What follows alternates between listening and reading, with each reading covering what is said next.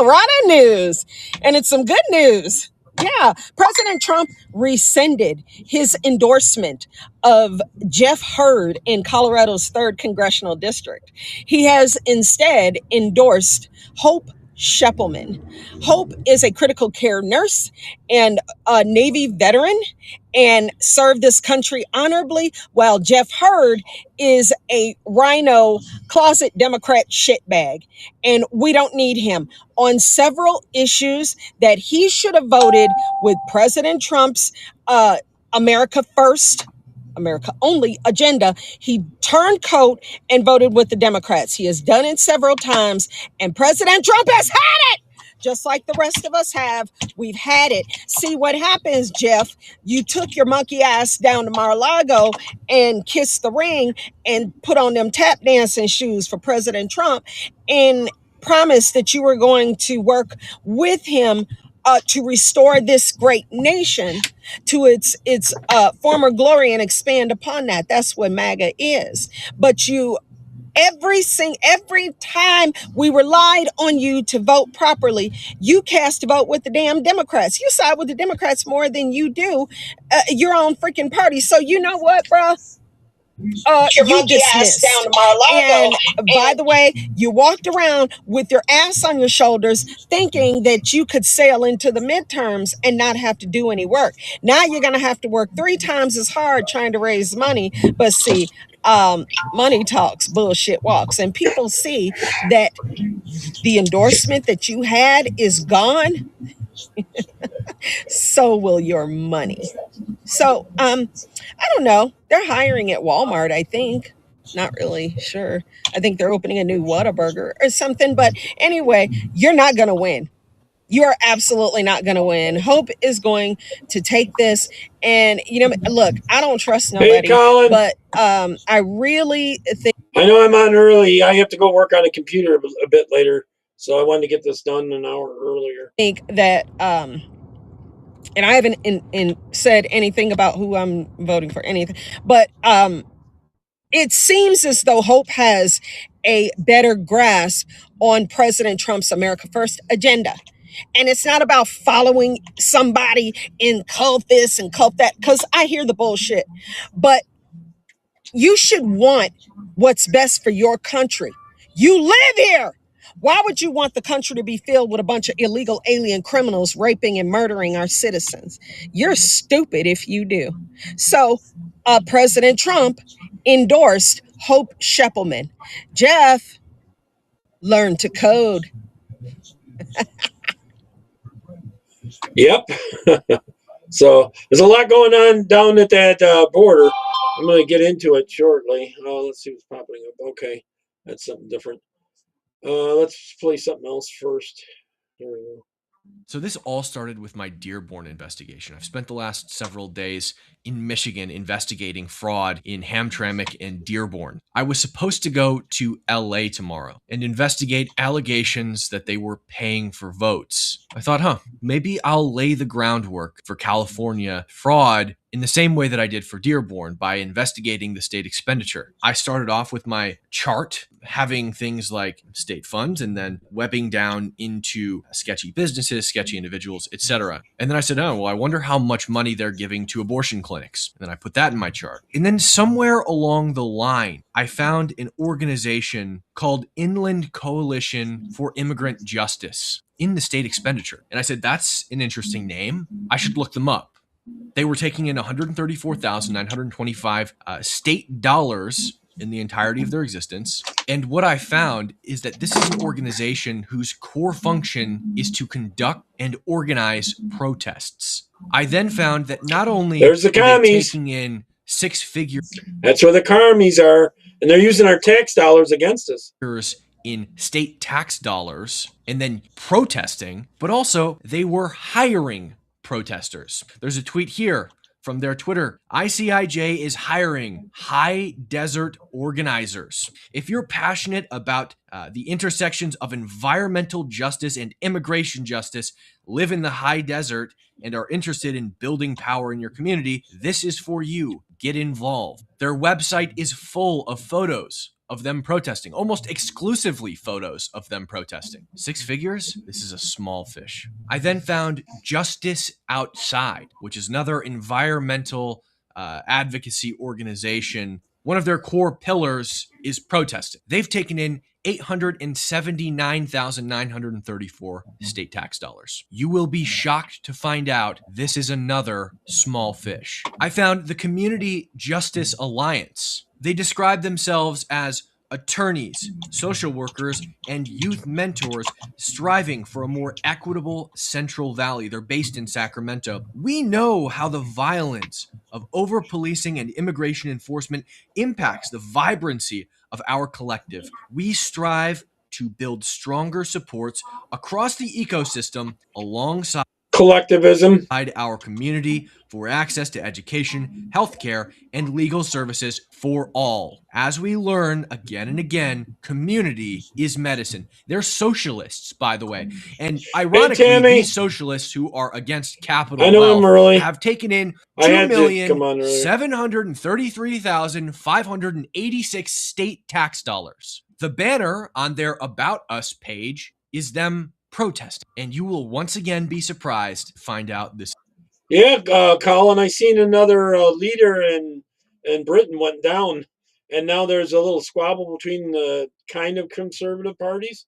They kind of want to unite them to try to really go against the Tories, which aren't conservative. This is another small fish. I came across another one, the Gathering for Justice. Another small fish. They've taken in $236,139 state tax dollars. The G in their logo is the BLM Power Fist, commonly associated with socialist objectives. And guess what? They're hiring. Here's their Twitter account, #hiring regional organizer California full-time. Regional organizers will work to build capacity and strengthen partnerships while recruiting, training, and developing youth and leaders to design and implement programming and campaigns. Can't walk here, it's too cold. Another one, the Gathering for Justice seeks passionate and talented candidate to join our dynamic and growing team as a regional organizer. To apply, visit gatheringforjustice.org/careers. Now, what is most shocking and alarming about the Gathering for Justice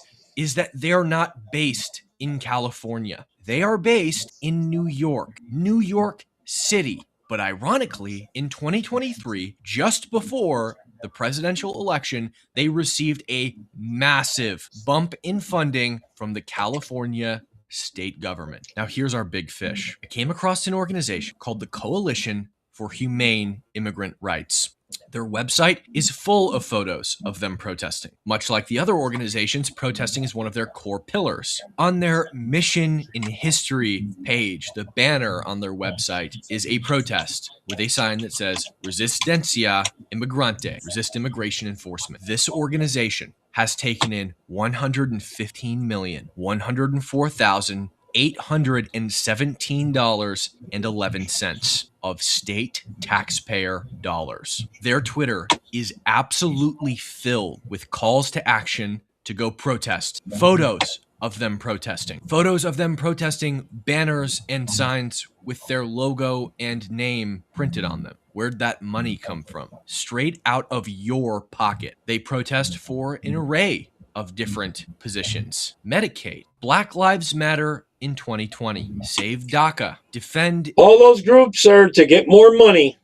It's money laundering. Immigrant youth and their families, healthcare for all, and anti-ICE protest actions. I shouldn't say getting more money, it's more of your money. I found 6-figure amounts going to many advocacy organizations. I couldn't necessarily tie them to protests. Organizations that spend time advocating for different policy positions. I think there's so many steps to doing that. You have to prove it first. You have to take them to court and all this other bull crap. You should just cut off all the programs and start from scratch again. The deep state wants to keep it though, because they're sucking off the boobies. Like, for example, the National Diversity Coalition, which has taken in $86,272 state tax dollars. Their homepage says Champions of Opportunity and Empowerment. The NDC is a nonprofit promoting opportunity, financial equity, and economic empowerment for all Americans, including minority and low to moderate income communities. We collaborate with corporations and government agencies to address barriers faced by the unbanked and underbanked. Hey, Pat, I'm on early. Fostering corporate and social I have to go work on someone's computer later and fix it. Responsibility, consumer protection, supplier inclusion, and access to capital and broadband. Possibly just as frightening, I found $1,137,435 flat going to a literal lobbyist organization, the California Strategies and Advocacy LLC. They're lobbyists. They lobby the government. Same with the California Minority Alliance, which has taken in $28,874,000. They're also dumping millions of dollars into how much other hidden money that they've taken in? Legal representation for immigrants. This is not standard practice, and most states don't do it. Immigrant legal defense took in $11,892,000. Immigrant Defenders Law Center took in $2,249,690. But those are just small fish. The Immigration Institute of the Bay Area took in $19,470,913. Still a small fish, because the Immigrant Legal Resource Center took in $55,604,764. Gets worse, because they're also spending your money on transing children. That's in the form of $182,500 to the Genders and Sexuality. That's why they want to keep it going. Alliance, also known as the GSA, which is described as a student-led, school-based club that provides a safe, supportive environment for LGBTQIA+ and allied youth to foster community, reduce discrimination, and advocate for social justice. Another protest advocacy adjacent organization. I am just disgusted and bewildered by the fact that nobody's found this sooner. And by the way, this is just an eensy-weensy little portion of what's going on. This is what I was able to find in one night with no sleep. Imagine what you could find in a month. I was just searching keywords: coalition, alliance, trans, black, racism, racist, etc. Keywords that I know communists use all the time. And this is what I was able to find. Possibly one Tammy, we'll start calling you the Patriot Gang, okay? of the biggest scandals of your lifetime. This needs to explode. Oh, good. You need to like this video. Does that mean you can log on to a Rumble just in case? I mean, actually, you can watch Rumble anyways, but you just can't comment there.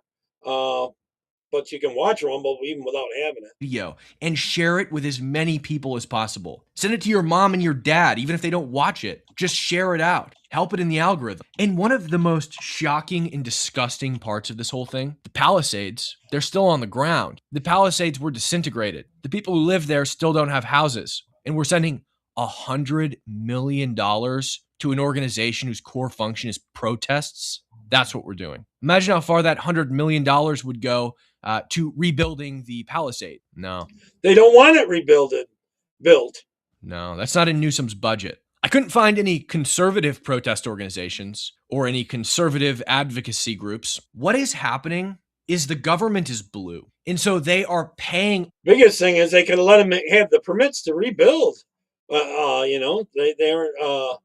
They're not letting them have it because they want to steal that land. Off advocacy organizations to make them look good so they stay in power. Well, guess what? The curtain's drawn. We know what's going on, Newsom. We know what's going on. Like the video, subscribe, and hit the bell. I'll see you in the next one. Yep. So this morning, the left was dancing a jig and global leaders were all joining them because the Supreme Court had shut down the tariffs, right? Said no to Trump. They were loving it. But by lunchtime, those smiles turned to frowns because they found out it was going to be business as usual. And I'll explain this real simply, okay? It's business as usual because Trump simply moved tariffs from Section A over to Section B. Yeah, the Rumble thing, we can have it as a backup as well, Plus, I do want to get as many views everywhere as possible. B, right? Now, 30% of the tariffs are already in Section B, all the industrial stuff. Yeah, I'm going to be talking about what's going on with the Mexico and this and that. Actually, they don't know it, but they're losing. The cartels are losing down there. Aluminum, steel, automobiles, all that stuff was already there. They grew big time during Sleepy Joe, but they're starting to lose now. There. So it's now business as usual because he's going from Section A to Section B. So you ask yourself, why didn't he move those before to kind of avoid all of this stuff? Well, I think it was a fishing expedition. Okay? He could have moved it over, right? Because Section B is untouchable. Section B has all those different laws already built in and has been litigated for years, decades even. And now it's stone cold law. You cannot change it anymore. There's precedents that have been set. He's moving those tariffs over and he can do what he wants with them right over there. Okay. And as a special bonus, because the world wanted a FAFO, he added a 10% global tariff on top of everything else.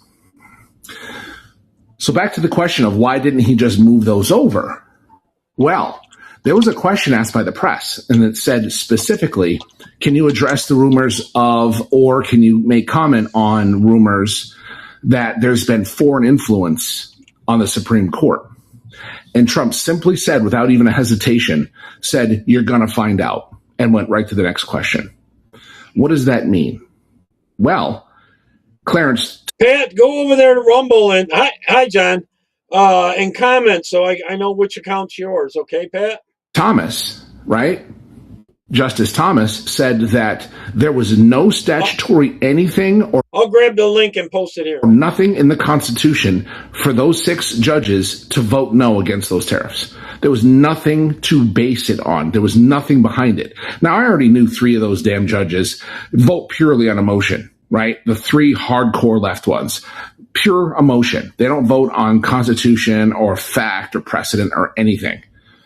But what about the other 3? It makes you pause for a second. I'm like, I have to work on a computer later. That's why I'm on early. Is there foreign influence on them? Because they voted directly against America. Like, you knew these tariffs were bringing in billions of dollars. Why would you vote to shoot that down when you had nothing to base it on? Unless you're getting influence from another country. So, when will you find out? A lot of people seem to think that he's going to make some big announcement during the State of the Union. I don't know. He's had big platforms before where he hasn't said anything when he could have. So we'll see what happens. But tariffs are on, people. Plus 10%.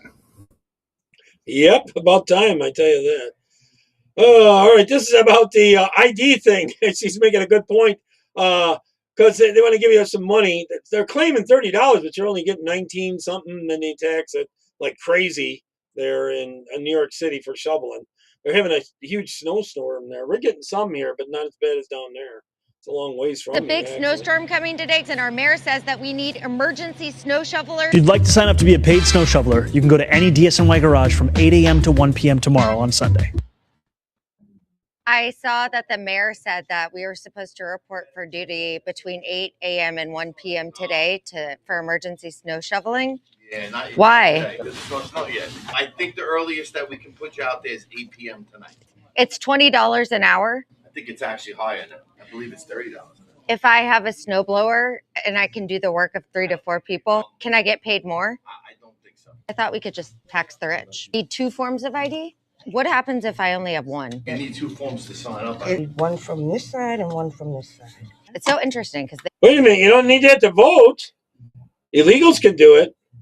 Maybe they don't want to make the illegals work, I guess. they want to tell us we don't need ID to vote, but we need 2 forms of ID to shovel, you know?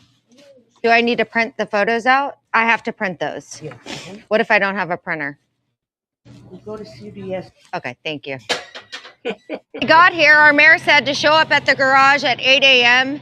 I was just told inside that I have to come back at 8 p.m. and that my shovel is outdated, but they have another one waiting for me, new model. They're gonna hold on to it for me. I have to come back with the proper attire, 2 forms of ID, a social security card, 2 photos printed out, get paid $30 an hour.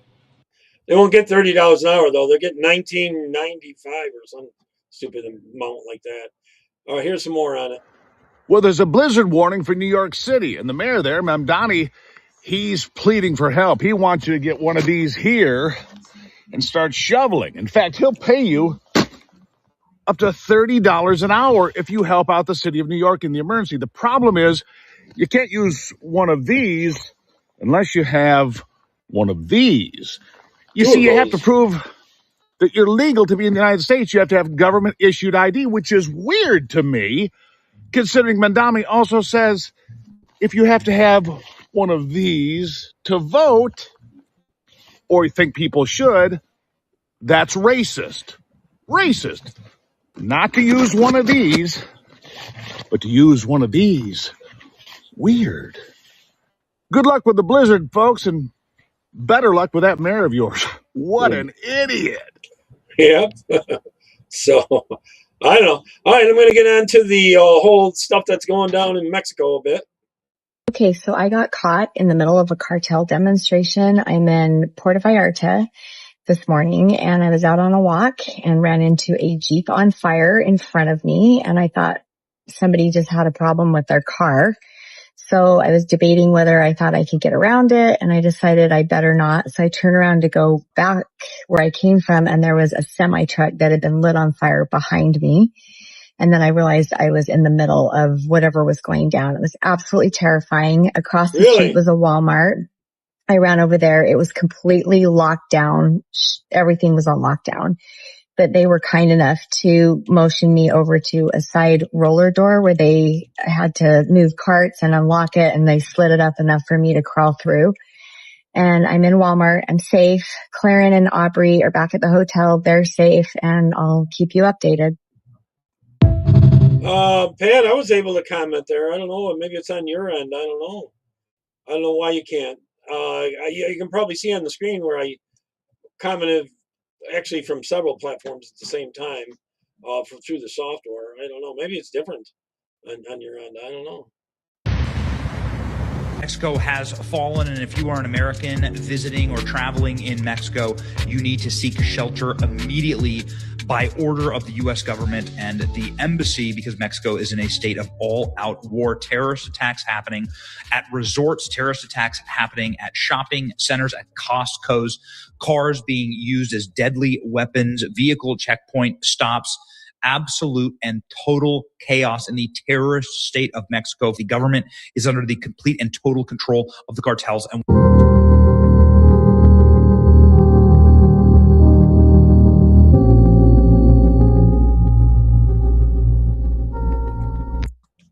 it's bad enough that they had to fly her onto a Navy ship to protect her from being killed, the leader. And she's a socialist, you know. They'll turn it on their own. They don't care.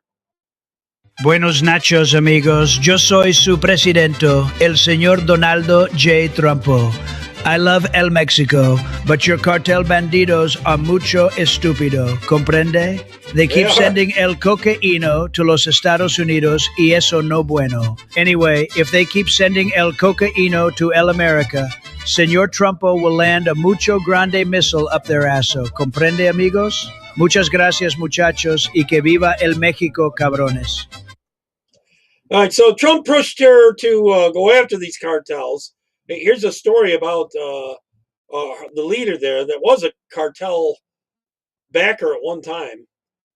The president of Mexico is furious. She's calling Mexican Senator Lili Tellez a traitor for coming on Fox Noticias with me a few days ago and saying this. Listen. The help from the United States to fight the cartels in Mexico is absolutely welcome, and that is how the majority of Mexicans feel.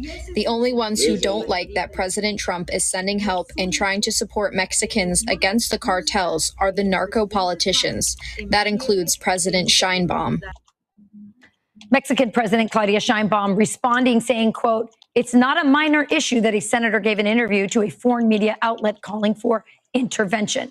Here to discuss there is some people Mexican over on Senator Rumble watching. Lili Tellez. Tellez. Senator Tellez, welcome to Fox Noticias. I'm just going to get right to it. Is Mexico a narco state? Maybe just try it later. Yes, it is. And we all Mexicans know about it. And Mexicans are afraid of the alliance between the Mexican government and the cartels that have infested our nation. Can you explain this alliance for about between 75 years. the president, her party, the Morena party, and the cartels? Yes, the party has financed, has given, the cartels have given so much money to these politicians, narco politicians of Morena, to get into office, to get the power. So they protect. The Mexican government protects the cartels. That is why President Sheinbaum doesn't want the strong American leadership to help Mexico defeat the cartels. And also Sheinbaum doesn't want the rest of the world to know what is happening here in Mexico. We are on the steps to be the next Venezuela. She is aligned with Venezuela's dictator, with Cuba, and we are how is that not racist? They have destroyed our republican institutions, the democratic state. It was funny, and actually. We must.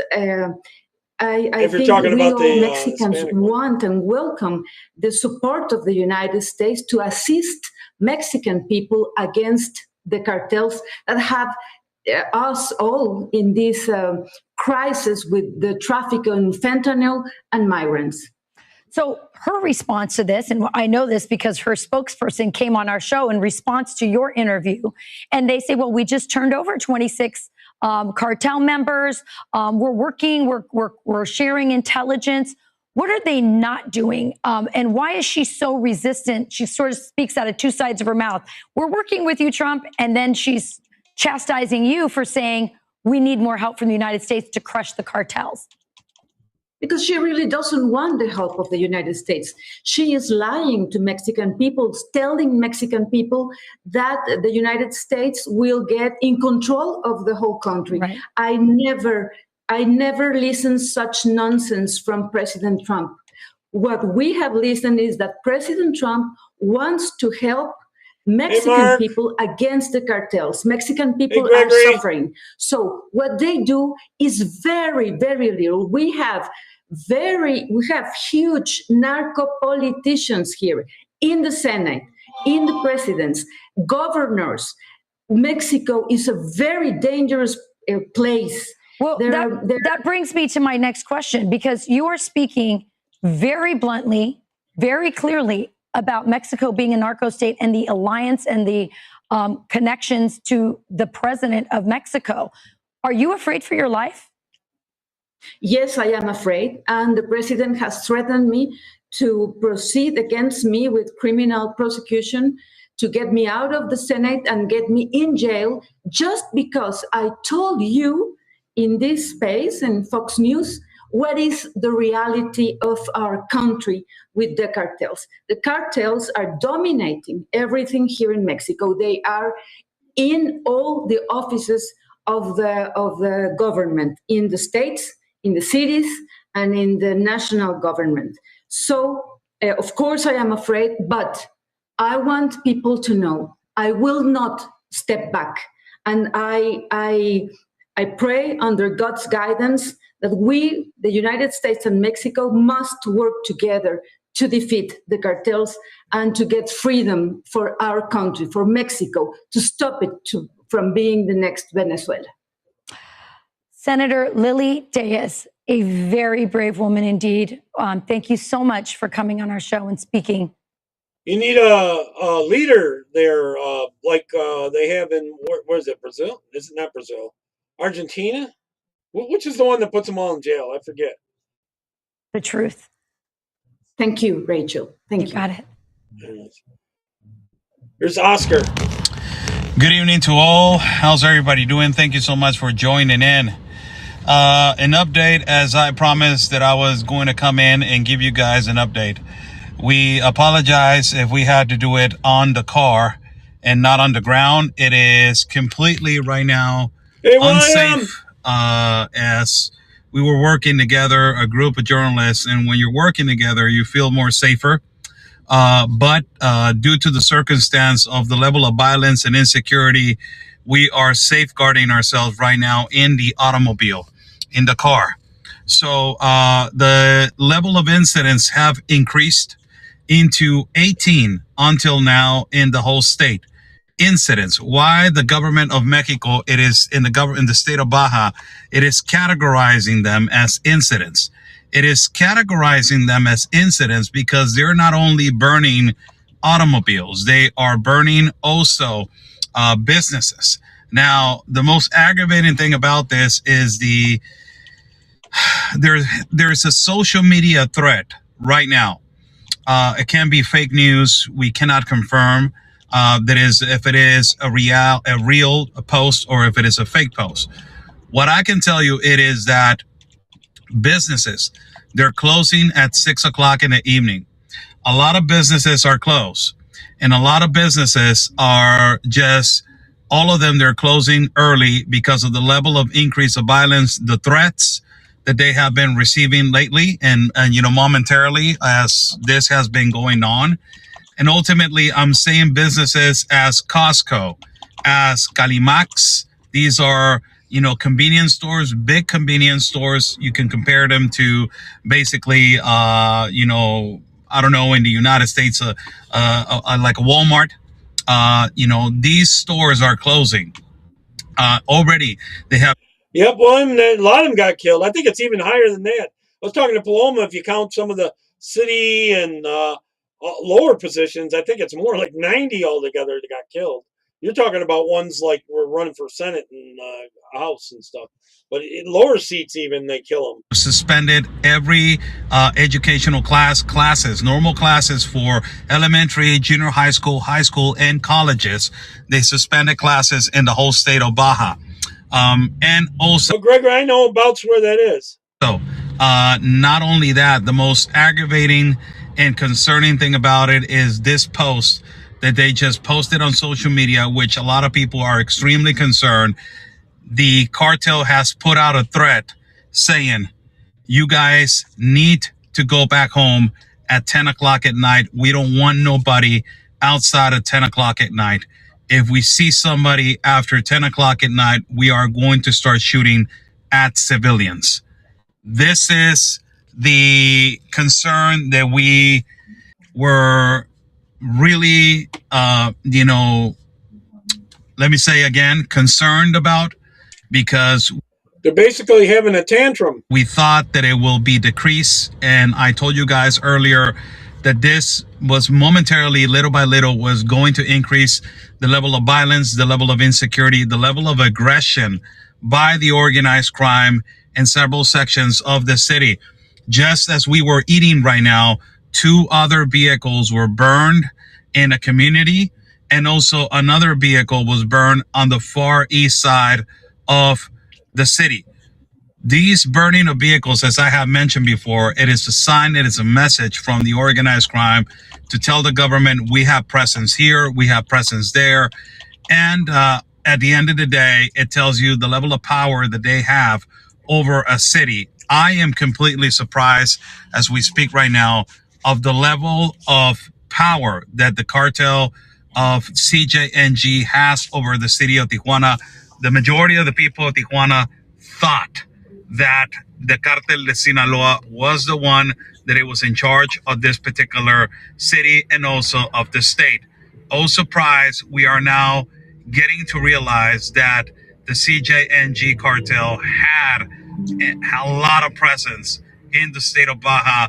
And today you are seeing a significant repercussion of their violence and of their, basically of their aggression to the normal civilians, and also to scare the population and the civilians of what is currently developing right now in terms to the execution of El Mencho, leader of del Cartel Jalisco Nueva Generación. There is a video of the body of El Mencho arriving to City of Mexico to be examined and to be detained by the forensics department in Mexico. This clearly is one of the biggest executions possibly in Mexican history. A perfect execution without no reports of authorities being hurt and authorities being gunned down.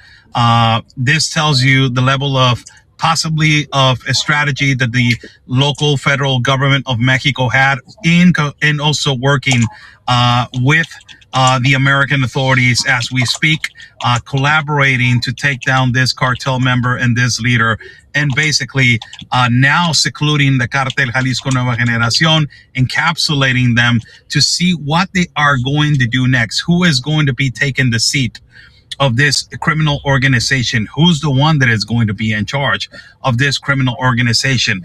It is going to be something that this is the thing that is going to be developing during the week.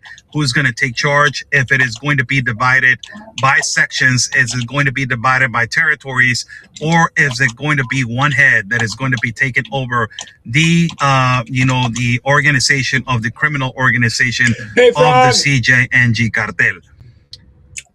As we're going to see that developing during the week, we're going to actually be reporting there's going to be a lot of instability in the country, hoping that the reports are going to come out from the government, the real reports of the government, and ultimately at the end of the day, see that this is a huge accomplishment.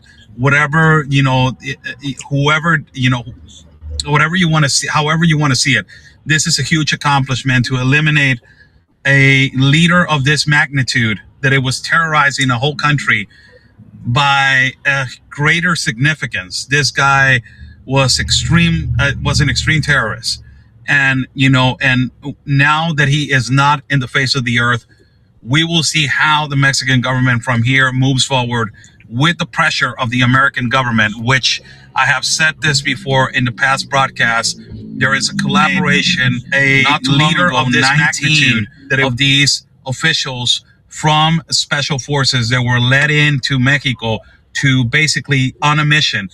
We do not know what kind of mission. Possibly they were led in on this mission, and possibly they were the ones that they executed the mission, but the ones that they are already conducting and saying that they were the ones that took the mission as leading the mission was the federal government of Mexico. Now, a source from ABC and CBS News has confirmed that an official from the Department of Defense of the United States of America has already, again, confirmed that there has been collaboration with, the Mexican government, and this collaboration meaning that ultimately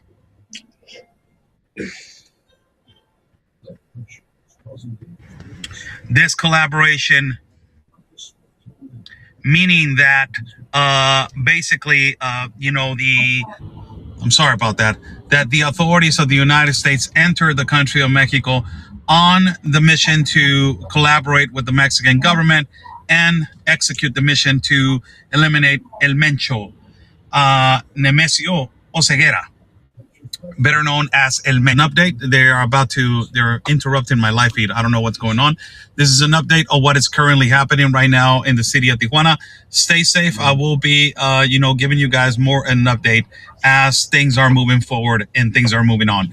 This is not going to slow down. They're going to be putting more narco blockades on the city. They're not going to go away that easy. They'll be cutting off their money somewhat. That's where their income is, the biggest one. That and child trafficking. Stay safe, and like we always say, God's plan, it is our mission. Yeah. All right. This one I labeled, expect to see more of this all over Mexico.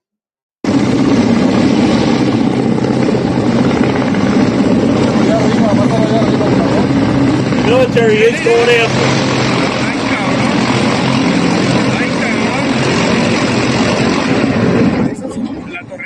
Del helicóptero de la torreta, ya cuando disparó la torreta, disparó hacia abajo. If that happened here in America, and we had helicopters shooting down, and any civilian gets hit, that will have to be out there protesting like crazy. Newsom, I want a refund, bitch, because where's my money? Where is it? I didn't sign up, along with all the other Californians that live in this state, to spend $100 million of our taxes to go towards a non-government organization called the Coalition of Humane Immigrant Rights, LA, to go out and do paid protesting for left-wing advocacy. I didn't sign up for that, baby. This NGO's primary function is protest-related activities, and this organization has been around since Who died in the chopper, Pat? Who died? 1986. Look into their socials shows that me, along with all the other Californians out there, are paying for anti-ICE protests, BLM protests, healthcare for all, including illegal immigrants. So that's why when I see Gavin Newsom screaming all day yesterday, oh, Trump needs to pay back every American for the tariffs. Blah, they need a refund. Shh, shut up, bitch. You owe me a refund. You owe me, you, and all the other Californians out there for your train that never went anywhere, the homeless that isn't housed, taxes that are high, the housing that we cannot buy. It's all you, bitch. Wait a minute, all those Democrats got rich. Pay me back, please. Yeah, that's not going to happen. Best thing you could do is get him out of office first, then maybe get him in jail. On American soil, terrorists took the stage and trashed the country hosting them. The thing to do is to destroy the idea of America in Americans' heads. It's called the People's Conference for Palestine, which thousands of people attended. And what they were cheering for should terrify you. This isn't a peace conference. It's a They're commies. They want to take down America. Gathering of radical activists, terrorist-linked organizations, and people glorifying violence under the banner of liberation. They invited actual terrorists, like Hussein Shahim, a convicted terrorist who built a cell in Jerusalem and was sentenced to 27 years for attempted murder. He was recently released in a hostage deal and was still invited to come speak. Here's what's actually being said at this conference. We all know who they are, whether they are in Israel, in Washington, in Europe. They need to be taken out. They need to be neutralized. Now it's time to escalate. They preach martyrdom. Salute to our martyrs, those who are time to escalate, like they haven't been crazy enough already. Killed but never die. They incite hatred towards America. We live in an evil country. That's just what's happened. They push rhetoric going against the West, socially, ideologically, and politically, to cheer for sentences like this. Liberation, never peace. That's the white man's word, peace. Liberation is our word. Does that sound like they want peace? They're romanticizing war, and they're turning this into a cult-like experience where people are continuing to be radicalized. And then we see applause erupting when somebody says something like this. I can tell you I'm more Palestinian than I am American. This isn't activism. This is a whole event made to Go move to the Middle East then. radicalize a group of people under the guise of liberation for the oppressed. Every sector of society must become a front for confronting Zionism. And it's funded by organizations directly tied to terrorism. The Freedom Flotilla Coalition was literally led by a Hamas operative. The AMP is under investigation for terror ties, and Code Pink has a long record of working with terrorists and oppressive regimes like Iran. We're living in a world where right and wrong are being blurred on purpose. We need to retake the universities. We need to neutralize and silence these corporate media. They already got control of the universities. Where saying peace gets booed, but calling for jihad gets applause. Where blatant hate is being branded as activism and nobody calls it out. Find that anger within your heart. Where the people in this conference are using the right Find that anger inside you? That's what they're teaching the little kids these days. of free speech given to them by America to incite violence in America. We wanted to globalize the Intifada. This is not liberation. This is dangerous and it needs to be stopped. And they preach killing. It's about Don Lemon. Have you realized that they're not talking about Don Lemon anymore? This is why. A disturbing protest of demonstrators storming that Minnesota church service. A Temple University student has now surrendered on federal charges, admitting he helped Don Lemon with logistics and local contacts ahead of that anti-ICE protest. Jerome Richardson, a political science senior, turned himself in and is accused of conspiring to interfere with religious worship. Court records and social media posts show Richardson describing himself as assisting Don Lemon in the days leading up to the protest. Lemon, who claims he was just reporting, was arrested last week and released, but prosecutors say this new arrest undercuts that defense, suggesting planning and not just passive coverage. Well. Look who knew it was going to happen before it happened. That is why no left-wing media, no talk show host, no left-wing programming is talking about Don Lemon, because that student who was part of the protest ended up putting Don Lemon on blast, saying that he knew prior to any of this going on, which completely contradicts the lie that Don Lemon and every other left-wing media outlet has been saying, that he was just he was just a journalist there. He didn't know what was going on. Lies. We all knew it. They just try to pretend like what we knew was a lie. And lo and behold, the truth is not going to set him free. The truth may ultimately lead to his incarceration. Yep. All right, watch this piece of crap. This little guy that was claiming that Trump raped some woman, teenager, in the back of a limo when he was a limo driver, this and that. And he's totally lying. Yeah, I think he was a driver, and he was taking Trump to his plane, and this plane didn't even exist because Trump didn't even have a Trump plane yet, and all this and that. But the left is eating this stuff up. Watch this. I'm your Common Sense Gay, and this is Dan, the limo driver, who allegedly drove Donald Trump in 1995. He did an FBI tip in October of 2020, which Congressman Ted Lieu has been referencing nonstop in hearings and press conferences as credible evidence that Donald Trump did something improper to a 13-year-old girl. Well, I have done a series of videos how this man is a pathological liar, and this is the final one in my series, about how I know he lied that he did not drive Donald Trump in 1995, and this is what you appreciate about me, Common Sense Gay. So let's get into it. I'm pulling into DFW Airport now, on the north side of DFW Airport. Really, Dan? The private plane, 1995. Was at the northwest corner, the very northwest corner of DFW Airport back there. Driving Donald Trump, 95. I could see his plane sitting over there. Really? Great big jumbo jet. Look like that? With the name Trump on the side of it. Are you sure, Dan? That's 1995, Dan? You saw the plane? Trump. Let's Really fact check it. is. Donald Trump's life is very well documented, so it's very easy to prove things wrong, like Dan, the pathological liar. So in 1995, Trump didn't own a plane. He was just chartering other private planes. And he definitely did not own the plane with Trump on it. This one right here, the 727 aircraft, which he bought from another airline that had purchased all the Trump airline planes, which folded in 1992. So between the years 1992 and 1997, Trump did not have any Trump-branded planes. As you can see, Trump Shuttle Inc. operated from 1989 to 1992 and then was shuttered. It went to creditors. His specific 727 plane was with a company called Theoburton and then was sold to Trump in 1997. He didn't have a plane. So Dan Furry, your entire story is a lie, but I still think Congressman Ted Lieu should take you in front of Congress and question. I wonder if he got some money for that story. Question you anyway. You deserve your day to be questioned about the lizard eyes, driving George Bush, the Obamas, the Sultan that was worth $1 trillion that actually couldn't have been. You are a pathological liar, and I have proved it every step of the way.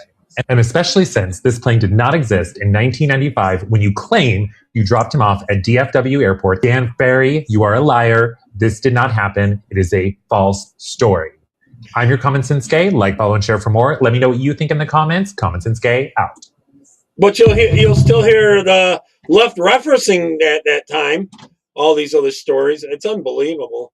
All right. This is about Islam praying in our streets, shutting down Times Square and stuff intentionally. It's a power move, really. There's a reason why they're doing that. I'm not stupid. All right? They're shutting down Times Square, praying with loudspeakers and shit to do what? To assert fucking dominance. Okay? That's what they're really fucking doing. I'm not stupid. Let's just call a spade a spade. All right? I'm probably the only Muslim that will admit this shit. When they're shutting down Times Square, when they're fucking blocking off the streets, when they're doing the Adhan 5 times a day, it's to assert fucking dominance. And if you bitch ass niggas don't want to admit that, then I fucking will, because you guys are fucking liars. It's to assert dominance, it's to let people know that we're coming. And I'm here to tell you guys, The people of these Western countries have every right to resist you motherfuckers saying, we're coming and we're going to take over. They have every right to resist. They really do. Because this is not a Muslim country. It's not. And I know you guys don't like hearing that shit, but if you guys want to hear that shit, go to fucking Saudi Arabia, go to UAE, go to Qatar. These countries are all fucking beautiful. They're safe. You don't got to worry about shit. You don't got to worry about 99 genders. You don't got to worry about fucking lutis. Stuff I'm going to be gushinu. Mafi lutis. Mafi haramia. Mafi mushkila. Go over there. Go over there, bro. Goddamn. But when you guys come in here and you guys fucking want to pray at the Times Square and everything else like this and fucking assert dominance, because that's what it is. That's what it is. It's called spade a fucking spade. That's a fucking problem. That's what annoys me with these motherfuckers. Like, you guys are not honest. Hey, John, you guys are just not honest. So these guys have every fucking right to resist that you guys are trying to assert Islamic dominance. Yeah, I see you over there, John, on Rumble. In a Western country that isn't a Muslim country. There's some other people there. They just...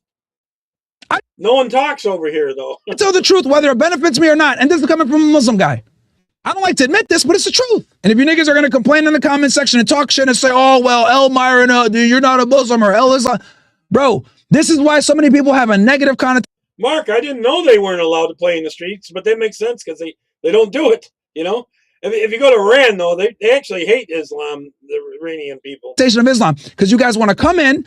The people do. You want to shove it down their fucking throat. You want to force niggas to do the shahada. You want to force niggas to pray. You want to force people to tell them that their religion sucks. They're really working hard to get it in their schools now. And Jesus isn't a God and all this other bullshit. Bro, nobody wants to hear that shit. Nobody wants to hear that shit. People want to be able to practice their religion without you fucking judging them, without you giving them a fucking headache, without them having to hear the adhan. They don't want to hear it, bro. This ain't your country. Sorry.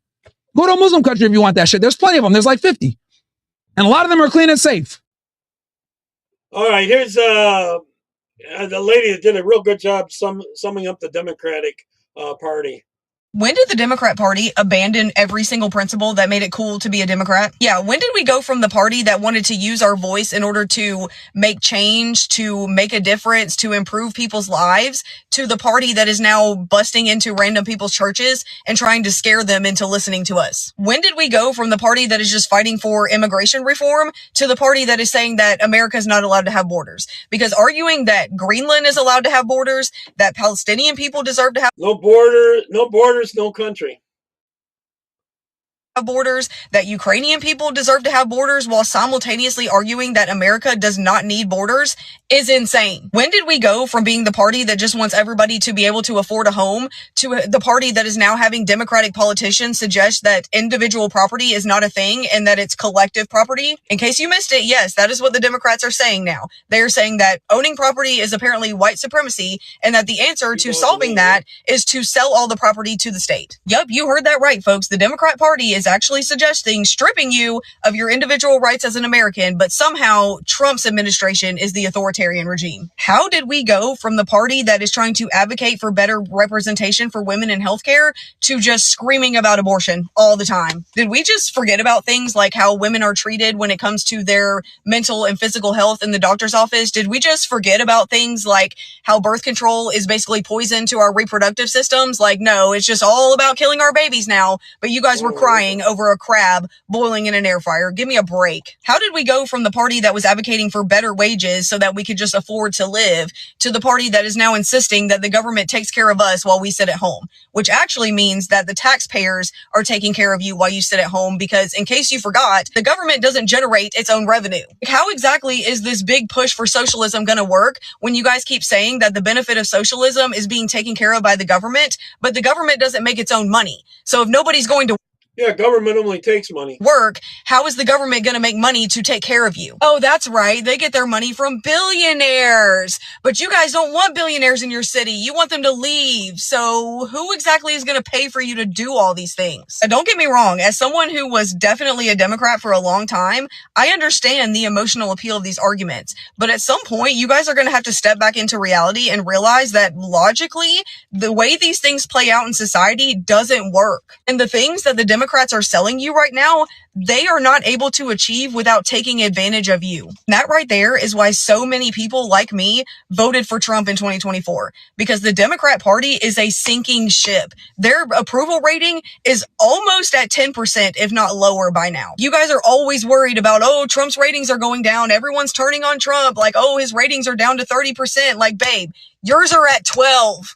I think you have bigger problems to worry about. At this point, if you guys don't wake up very, very soon, the Democrat Party is fixing to run itself into the ground. So if we all have no choice but to vote Republican for the next 10 years or so, that's not going to be on anyone except you. Yeah.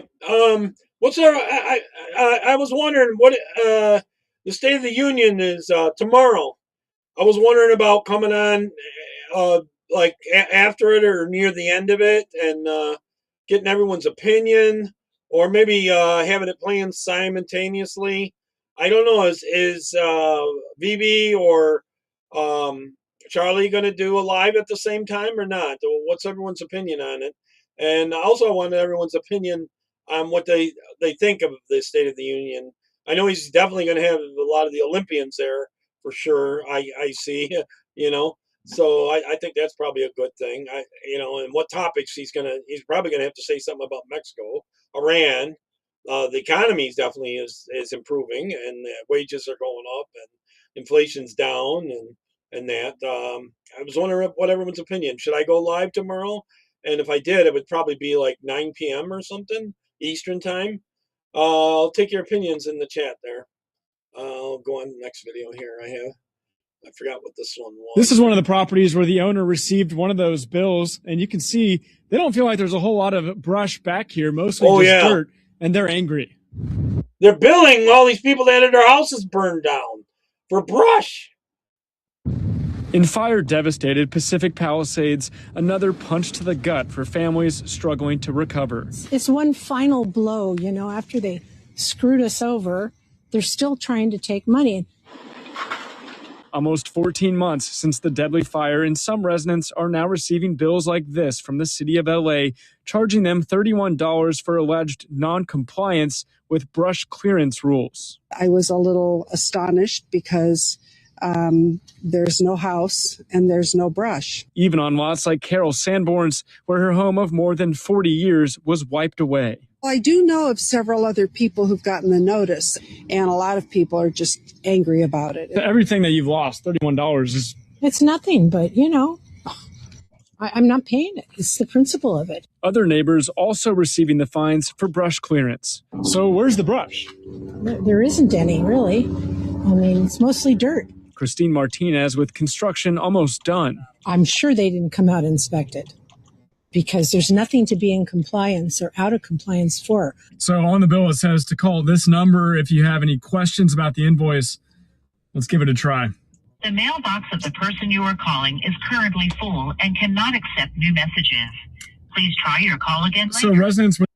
No, they're going to get $31 from every person out there that their houses have burned down. With questions about their bill, can't even leave a message because it says the mailbox is full. I'm sure there'll be late fees and penalties too. Their voicemail is full. Can't leave a message. So the next thing was they said to write. So I wrote. That was last week. I haven't heard anything. Are you going to pay it?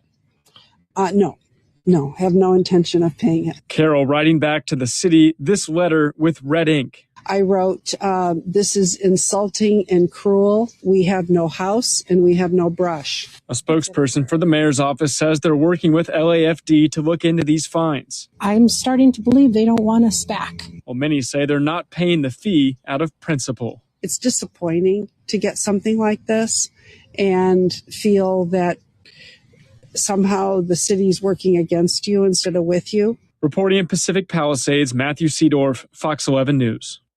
LA Mayor Karen Bass's office provided us with a statement saying, "This is unacceptable. No resident who lost their home in the Palisades should receive this charge." The mayor's office is in contact with LAFD. Unbelievable. They'll still get charged, I guarantee you. All right. This lady's standing up to them, calling them pedos and that. I think it was a city thing. I am wondering if you are all pedophiles, because you don't seem to care that children are being sexually abused. So the only thing I could ascertain is that you guys probably enjoy child porn. I don't know, right? You're not looking. I mean, if somebody claimed that I was, I would say, I absolutely am not. I wouldn't let it stand as fact, but you guys love to let it stand as fact that that's what's going on, because you're not willing to stop it. So, I mean, if you're willing to perpetuate it, what else could you be? You're going to shake your head, then do something about it. No, Monica, you're not a pedophile. Then why aren't you doing anything about the child abuse that's happening in the county? Because you don't care. If you cared, you would want to stop it. If you cared if it happened to your child, you'd want to stop it. If it happened to you, you'd want to stop it. Jim, what if it happens to your grandchild? What if? Would it matter then? Probably, right? It's so horrible to think about. Right. Next speaker, please. As long as I'm not talking, as long as you're not talking about Epstein. Oh, I probably dabble in Epstein a little bit, but not a lot, you know. I don't know. Maybe it'd be better just to have a recap the next night. That might be a better thing to do. I don't know. I'll probably send a message to Charlie and see what he's doing. You know, I don't know. We'll see. Or maybe I'll just have a pregame one earlier in the night, and then one after that. I don't know. So, all right. Former Obama, Susan Rice, lays out a plan for the Democrats. Did anybody watch Susan Rice over the weekend? Anybody? 2 minutes of pure hatred. 2 minutes of Susan Rice telling you exactly what the Democrats plan to do if they were ever to cede power again. See, I gave a speech the other night. It went very well. It was very successful. And I told people, you know, we really have to be more engaged. And Republicans have to become better at messaging, because Democrats already have that down pat. All you have to do when you want to just say, well, you know, I've done enough. It's been 10 years. And, you know, I'm really just Trump is doing such an amazing job.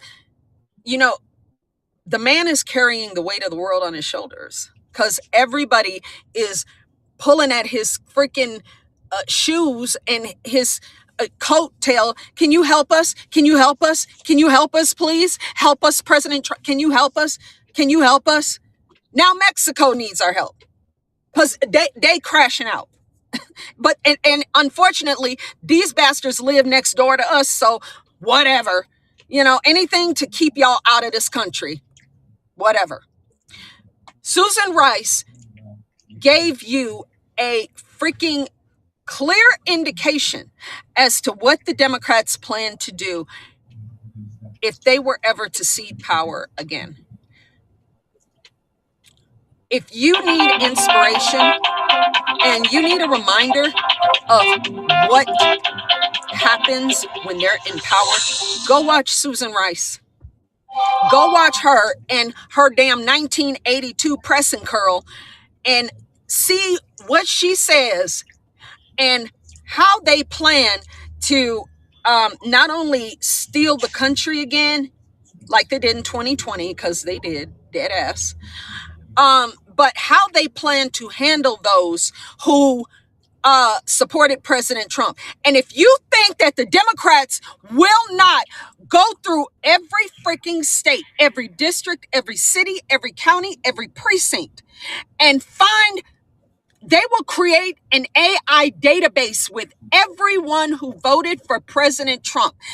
They will create, they're already probably working on this and wargaming it, bro. They're already wargaming how they come back and how they stamp out all dissent. Hey, this all is those a color over on revolution. This is a freaking war, bro. This is a war. You better treat it like such.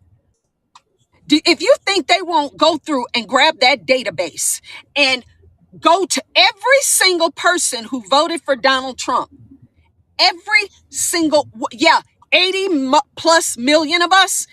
Yeah. They already started it. They showed us what they do with January 6th Patriots. They show you what they do. Tina Peters is still sitting in rotting in a prison here in Colorado. And what the fuck? For doing her job in Mesa County?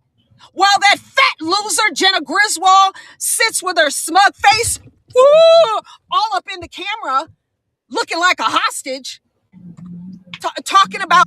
Maybe I'll just grab it and play it live and not say much during it, you know? That's the idea, Gregory. I'm not sure exactly what time he's coming on. Usually they do like 8:39 or something. How they've got a contingency plan for the next elections. Maybe I could just play it live on here so that people could chat during it, you know, and I could talk to you in chat. And I'll just type in chat and not talk as much. Woosah. Or say just very little. Watch Susan Rice. They will absolutely... I think it's a good idea, Gregory, tell you the truth. Destroy all opposition. So plan on me being on tomorrow, and then you guys can chat. No mercy. They're not... They're pissed. They're pissed. Their information is coming out. The Epstein files is dropping it like it's hot with people they did not want to be exposed are being exposed. Honey, they are pissed. They are pissed. They are pissed that we voted for Donald Trump, and they will do everything in their power to destroy you. We can't ever let them have power. We saw what they did with it. They opened the borders and they did everything they could to destroy this country and to turn it into a Cloward Piven utopia. She's right about this. They will use the law to go after us. So, I urge you, if you have not, go watch Susan Rice, see the look on her face, and know that she means business. The Democrats are ready. By the way,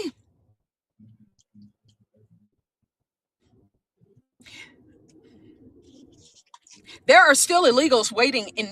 Oh, I forgot to tell you, there was a coup attempt in Iran there. They tried to take out their own leaders, and they ended up paying for it bad. They tortured those suckers. I guess it happened about 3 weeks ago. Mexico to see what happens in 2028. Nino Rodriguez.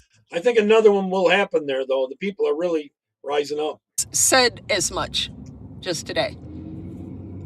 They're waiting already. Just like they were before Biden showed up, they're waiting. If they have power again, we're cooked. We're done. It's a wrap! There will be no more America because they will not make any missteps. They will destroy this country and they will do it immediately. They don't care about laws. They don't obey them. They showed us that, and we need to get serious about things. And I'm talking to Colorado first because I'm here. Stop with all the bullshit and get this shit together so we can win elections, because that's why we're here, is to do what God has sent us to do and vote with the man who has been in our corner since day one. Please. Stop watch bragging. Susan Rice. She'll tell you. The 91, huh? Must be nice. We're about 20-something degrees. Actually, it's not as cold as it had been. That's ridiculous how bad it was. All right, this is, they took and got the leader of Mexico out of the country, and they put her on the Navy ship to protect her.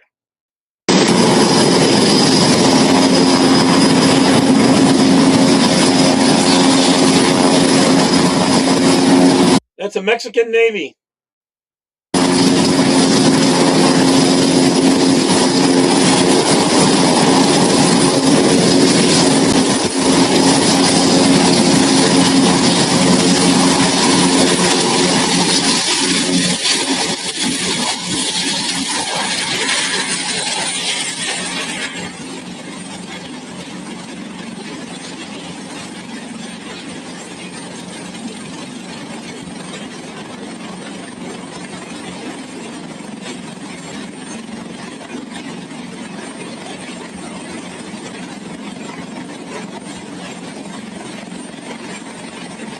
What if those rotors could ever suck air and suck you up, or something you have on you, up into those rotors? There she is there. She looks a little bit like a guy, I tell you the truth, to be honest. I don't know. Here's some mental illness for you. Hi, would you know where the all-gender bathrooms are? I'm non-binary and I don't want to use the boys' bathroom or the girls' bathroom here. She's not really non-binary. She's trying to get her to admit that she's pushing two trans kids of her own to be trans. Do you know where the all-gender bathrooms are? Shane Parmelli. I'm really easy to Google. Hi, Shane Parmelli, San Diego. She, her, hers. They, them, theirs. She goes by the name of Shane. She thinks she's a boy, but then she goes he, her. Yeah? Do you have a transgender child? Do you think it's okay that there's boys competing in girls' sports in California? How do you feel about women being raped in California prisons because men can self-ID as women? Are you okay with that? It's mostly Black and Hispanic women that are being raped in the prisons. They're being told to carry condoms with them because rape is becoming so common because of all these incarcerated men pretending to be women in our prisons. Did you ever fight for women's rights when you were younger? I'm going to go look for that all-gender bathroom. I identify as non-binary. That means I don't have a vagina or a penis. I have nothing. That's what they teach kids at school, that if you're non-binary, you can have your penis removed, or it's called a nullification surgery. You can have your breast amputated as a teen girl. Can't happen here. My child learned about that in health class. I don't wear flip-flops anyways, but Skechers. Children who do not fall into the gender binary or gender binary expression This is that lady. deserve to be able to see themselves too. She's a Democrat for the state assembly there. Unbelievable. So trans kids, Shane. non-binary kids, Going by the name of Shane. kids who are straight and cisgendered, but also might like to dress a little bit more flamboyantly. Yeah, for her safety. That's they also exactly get why. to see themselves represented. Because they will kill her. They've assassinated many other leaders. I think it was Gregory that also said that.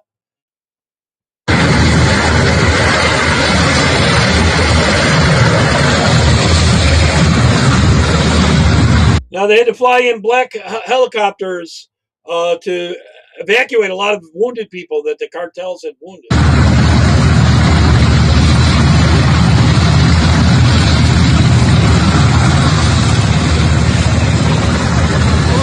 Completamente vivo para la página, estamos acá con los elementos de la Guardia Nacional de un tractor. Vean, ahí los llevan, ahí los llevan. Helicóptero bastante grande. Vean el ruido que provoca este helicóptero. I believe these are American Black Hawks.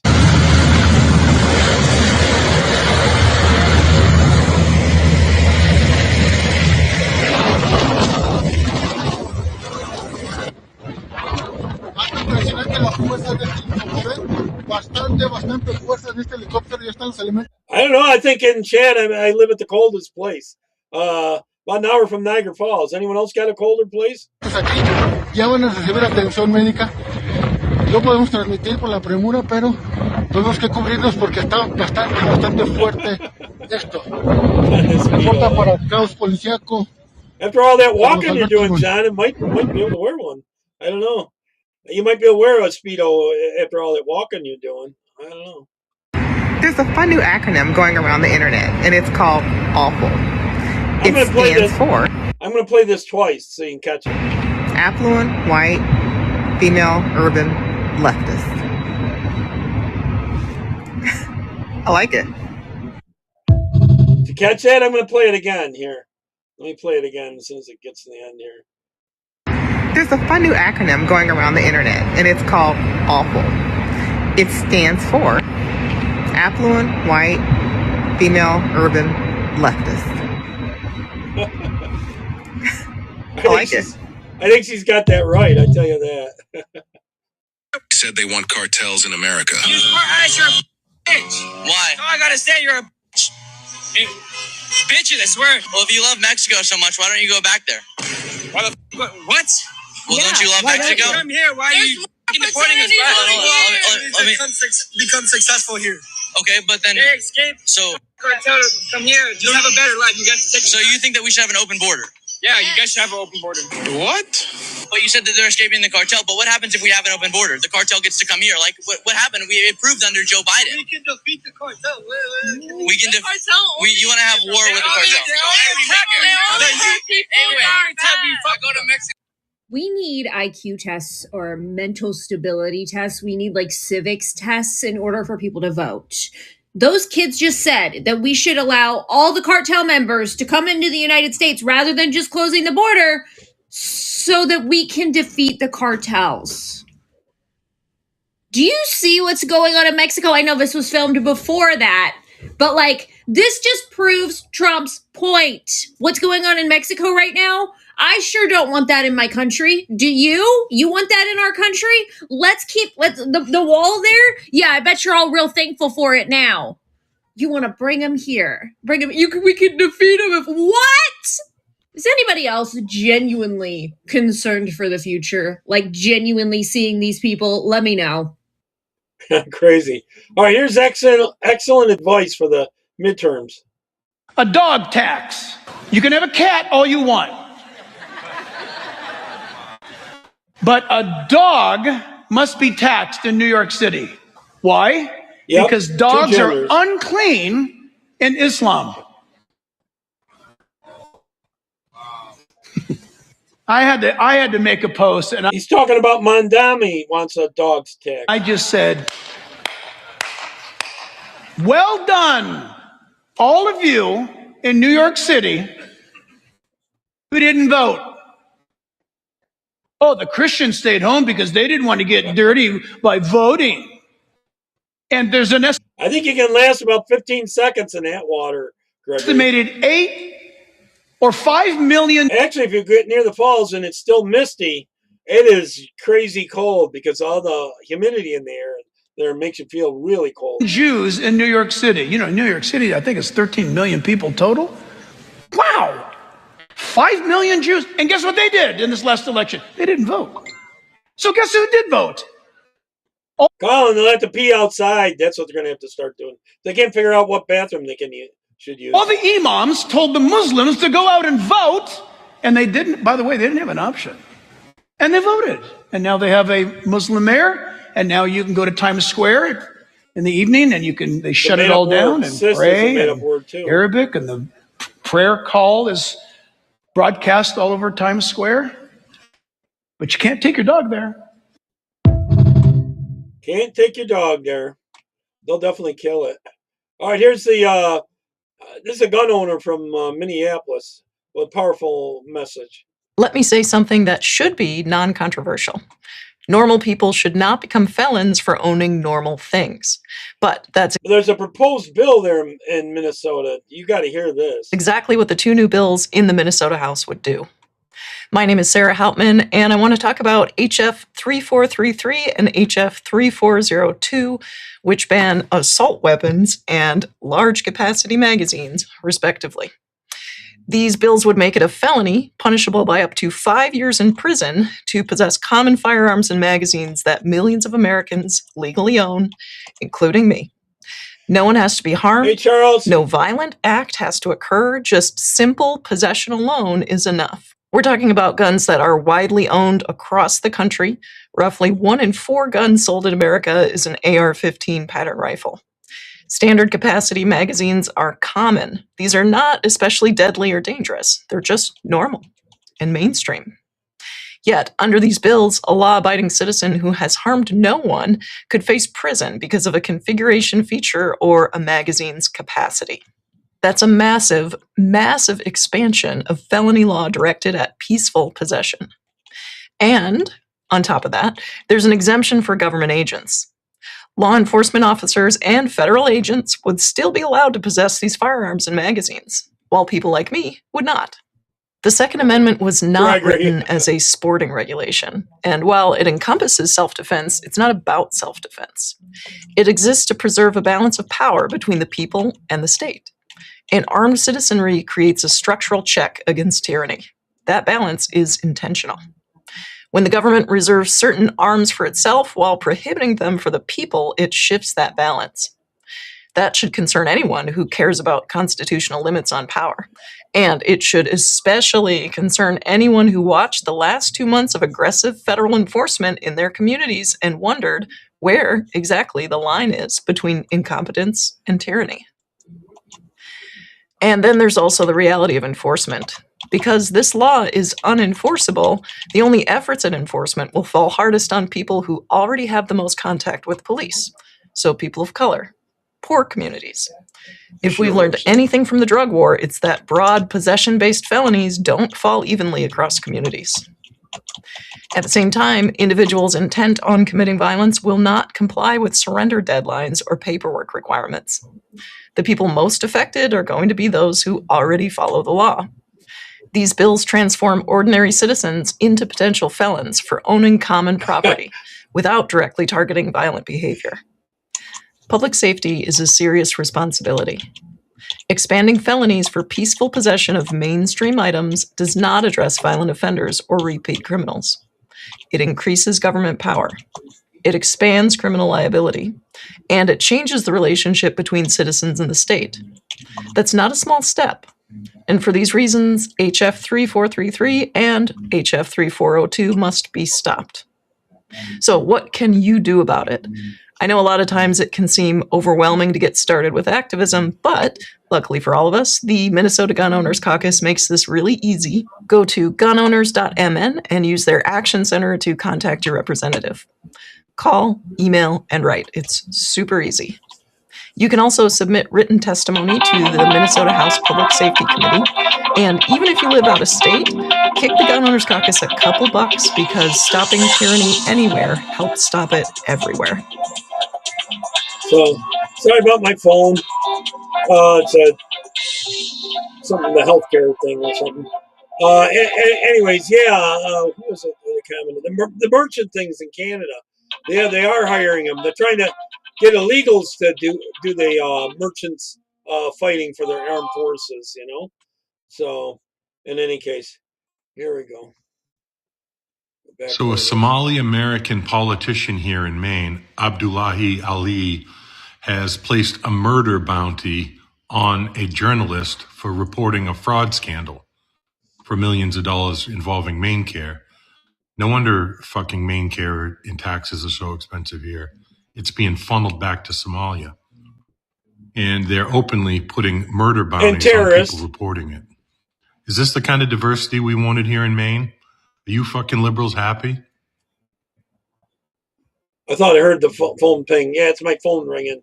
I didn't answer it before, and the thing is a system, and it'll keep calling you unless you just either answer it or it gets your voicemail. You know, either way, it's an answer, I suppose. In any case. Our colleagues is down in Puerto Vallarta. Joining us now is CP24 journalist and our web writer extraordinaire, Joshua Freeman, with the latest on the developing story. Josh, I hate to bug you. I'm guessing you're on vacation. Never try to go. This is Dan Dix here reporting for Press for Truth, coming at you here live in Puerto Vallarta, Mexico. I am on vacation here. I'm here with... Yeah, so I'll probably plan on... going live a little bit before Trump starts speaking, and so chat can get going, and you guys can chat during it. And let's I'll talk to Charlie and see if he's doing it. A large party, and actually I'm a few kilometers north of Puerto Vallarta at the moment, in a resort area. Just had the military driving past me, and as I understand it, I should not be around anywhere where the police or the military are. And Andrew, you actually wouldn't know necessarily that anything was going on where I am. Because they are the target right now. As you can see, this whole place is like deserted right now because there's burning cars back there, burning cars right here still smoldering. And the situation is incredibly intense. You just said that you didn't really know until you started seeing the alerts. What were the alerts? So I'm in a large party with people spread out at several different resorts. Some people got no messages, but at least one person got a message on their phone saying there's activity in town. police activity, it's best to stay on the premises and not venture out too far. As I'm sure you've already heard, there was a top drug lord cartel member, El Mencho, who has been killed. I believe there was a $15 million bounty on this man's head, and he is now dead. And that has caused this whole situation to pop off. The place looks like an absolute war zone right now, folks. But you know, you can tell that something is happening. There's black smoke you can see rising in the distance at several points. Cartel has been setting up blockades in the streets, stopping cars. A whole bus was set on fire. You've got cartel members who literally look like the military. These guys are serious. These guys mean business. Costco was set on fire. A hospital was under attack. People running for their lives. There was the Guadalajara airport that was under attack. I know this is a difficult question because you are in a resort right now. Do you have any feeling of unsafe? A feeling unsafe? You know, Andrew, I can't say that I do. You know, if you walk around the resort area here, people are having fun in the sun, much like you'd expect at a resort. You can tell something's a little off.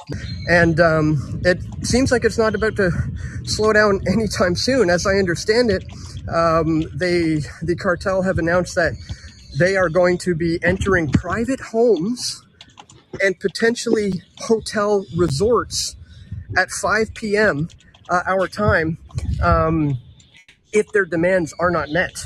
Like I said, you can see smoke rising off in the horizon, and you don't quite know what it's about, but there's not really much of a sense of, you know, not being safe here. Life is kind of continuing as you'd expect in a sleepy resort town.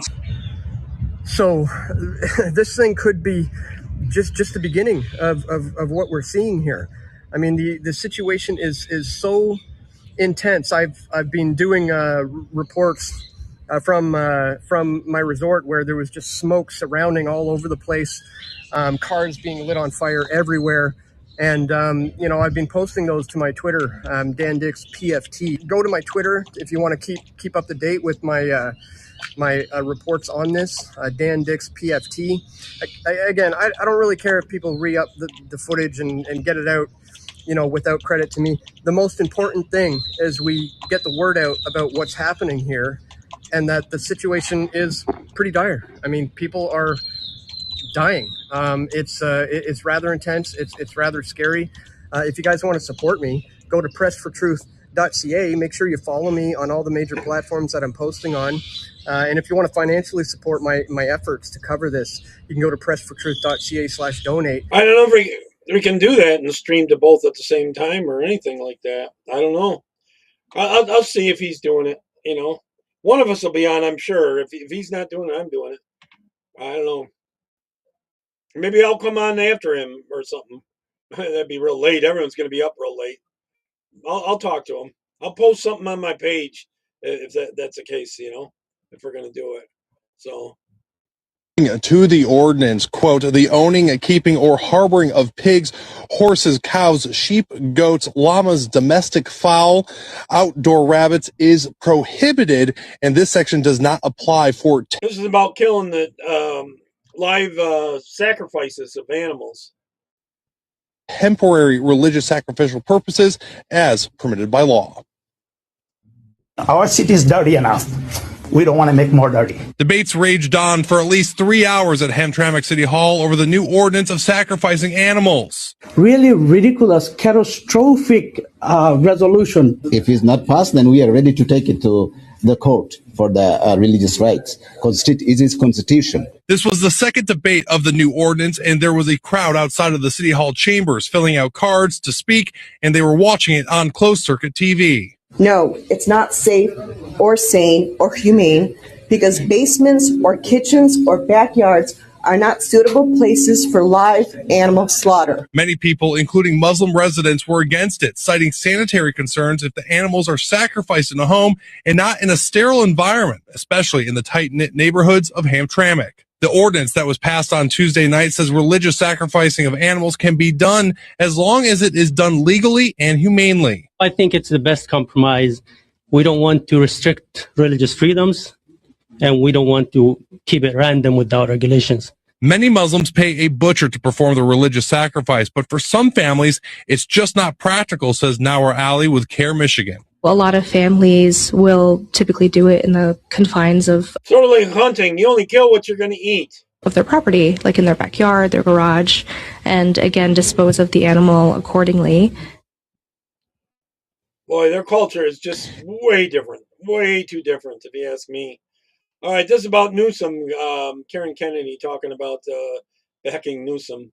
Gruesome Newsom. Well, the week is already off to a spectacular start.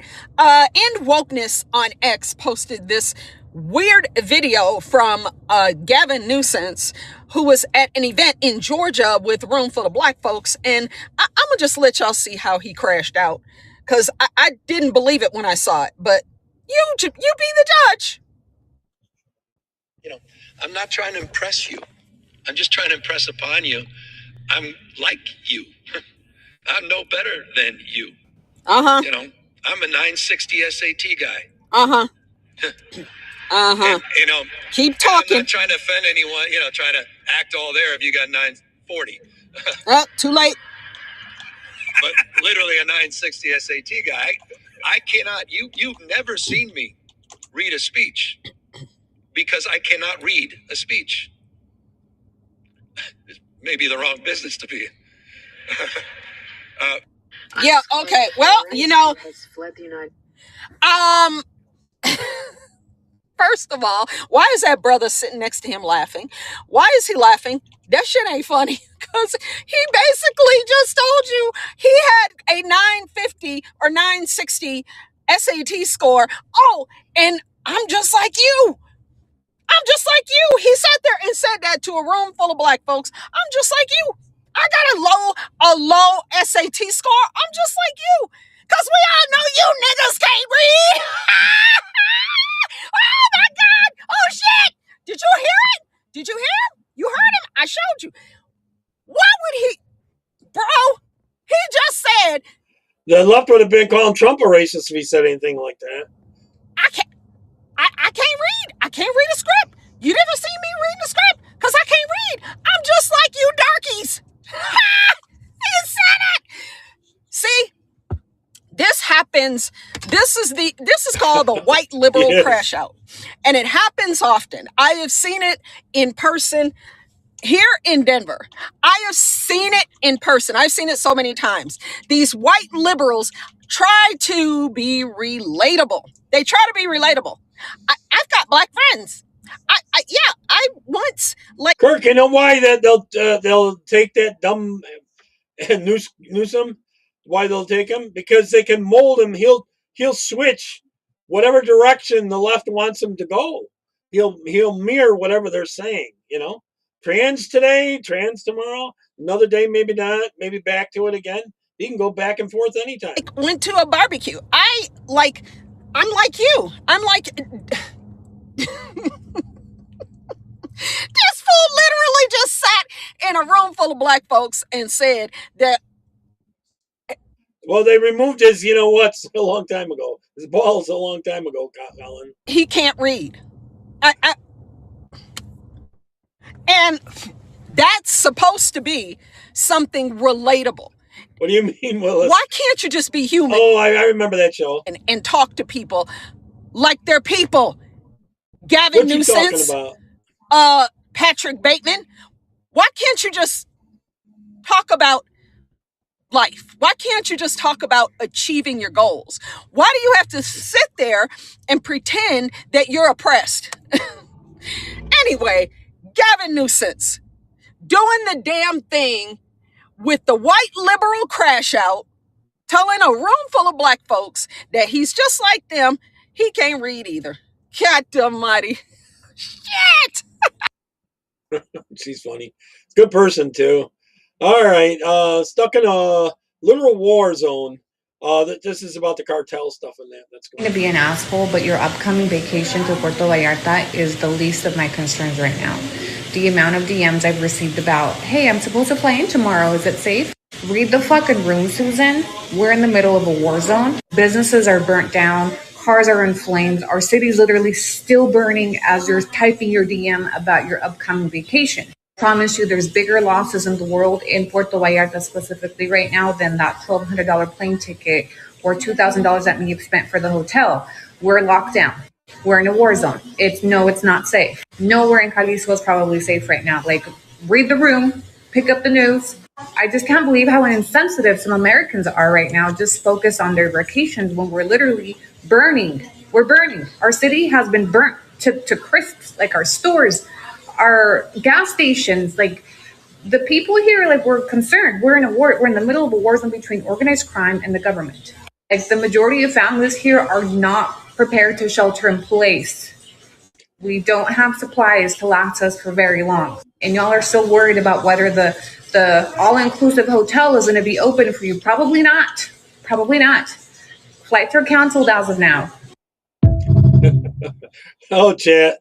You're right. He has no, no private part there anymore. There's some more on that about traveling to Mexico right now. Guys, here, Mexico is done. In my opinion, Mexico is done. Why? Because if anybody decides to travel to Mexico after what occurred today, you got to be out of your fucking mind. In my opinion, the tourism in Mexico is completely shot right now. It is very, very evident that the government of Mexico is completely lost control and is completely incompetent. They are not able to handle what is currently going on in the streets of pretty much all over the country of Mexico. I mean, if anybody decides to vacation at one of these resorts in Cancun or Puerto Vallarta, listen, you guys are out of your fucking mind. You're out of your mind because it is completely done. Shit has gotten from bad to worse. I shot a video a couple hours ago. I thought, worse was over. It's getting worse. They are now issuing ultimatums. The cartel are now issuing ultimatums. Meet our demands, or else we're going to enter your homes and hotels tonight and begin people, citizens, and tourists alike. Yeah, Sleepy Joe Star. Thanks, John, for helping out over here. Ultimatums. And guess what? As it looks right. Thanks, John, for helping out over there on the other platform. That was a comment actually from Twitch. Right now, they're looking to follow through with these ultimatums. Listen, there's shit happening all over Mexico. In Cancun, there's shootings and blockades all over the streets, carjackings erupting in what we consider one of the most popular destinations in the world. Everybody loves the resorts of Cancun, right? Everybody loves the resorts of Puerto Vallarta. Been there dozens of times. Absolutely love it. After what's happened today, never even consider flying in that country again. In regard to Puerto Vallarta, we know what's going on in Puerto Vallarta. It's up in fucking flames. Buildings, cars, blockades. I mean, everything is on fucking fire. Gas stations are on fire. I mean, they're having shootouts in the middle of the fucking streets, right? Between cartel members and the Mexican military. They just killed 2 National Guardsmen and injured another one. This is what's got to happen to end it, though. In an ambush. I mean, they're not fucking around. They're not fucking around. It got bad. As far as Guadalajara Airport goes, I talked about this. Passengers are stranded. Flights are suspended indefinitely. No flights in and out of Guadalajara Airport. So guess what? If you want to leave the country for your safety, you're fucking stuck. You can't go anywhere. I mean, these videos are out of control. And just when you think shit can't get worse, you know what I mean? More information comes out. In regard to the country of Mexico, schools are closed nationwide as of tomorrow. The entire statewide system is shut down. All public events are canceled indefinitely until further notice, and that is throughout the country of Mexico, not just in Jalisco and in Puerto Vallarta, throughout the country. We all know that the National Guard is actively engaged in shootouts throughout the streets of Puerto Vallarta and Jalisco with these out-of-control cartel members, right? And the U.S. Embassy, listen, they have a shelter-in-place order throughout Puerto Vallarta, Guadalajara, Nuevo Leon, and Guerrero, pretty much in major cities throughout Mexico, right? Shelter-in-place, do not fucking move, okay, until we tell you to move. In Canada, out of all people, right? Guess what they did? They're mimicking, right? Exactly what the United States are doing. Identical warrants.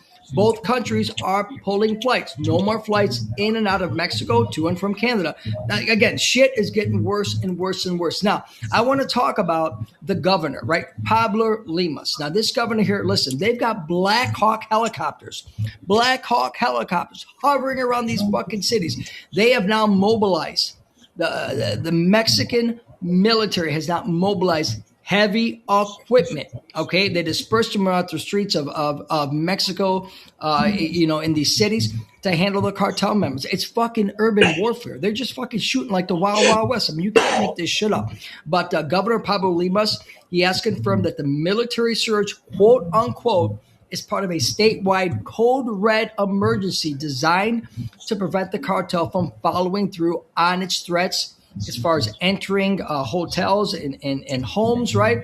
And urban warfare, because they know that these fucking guys mean business. I mean, I listen, I don't know how to fucking see it. I mean, the leadership's going to fight. They have issued chilling. You're right, John. The leadership's going to fight each side, Who's going to take control? Chilling warnings, and listen, in my opinion, they're going to carry through. Sort of like the mafia families back in the 20s and 30s. These warnings all over a man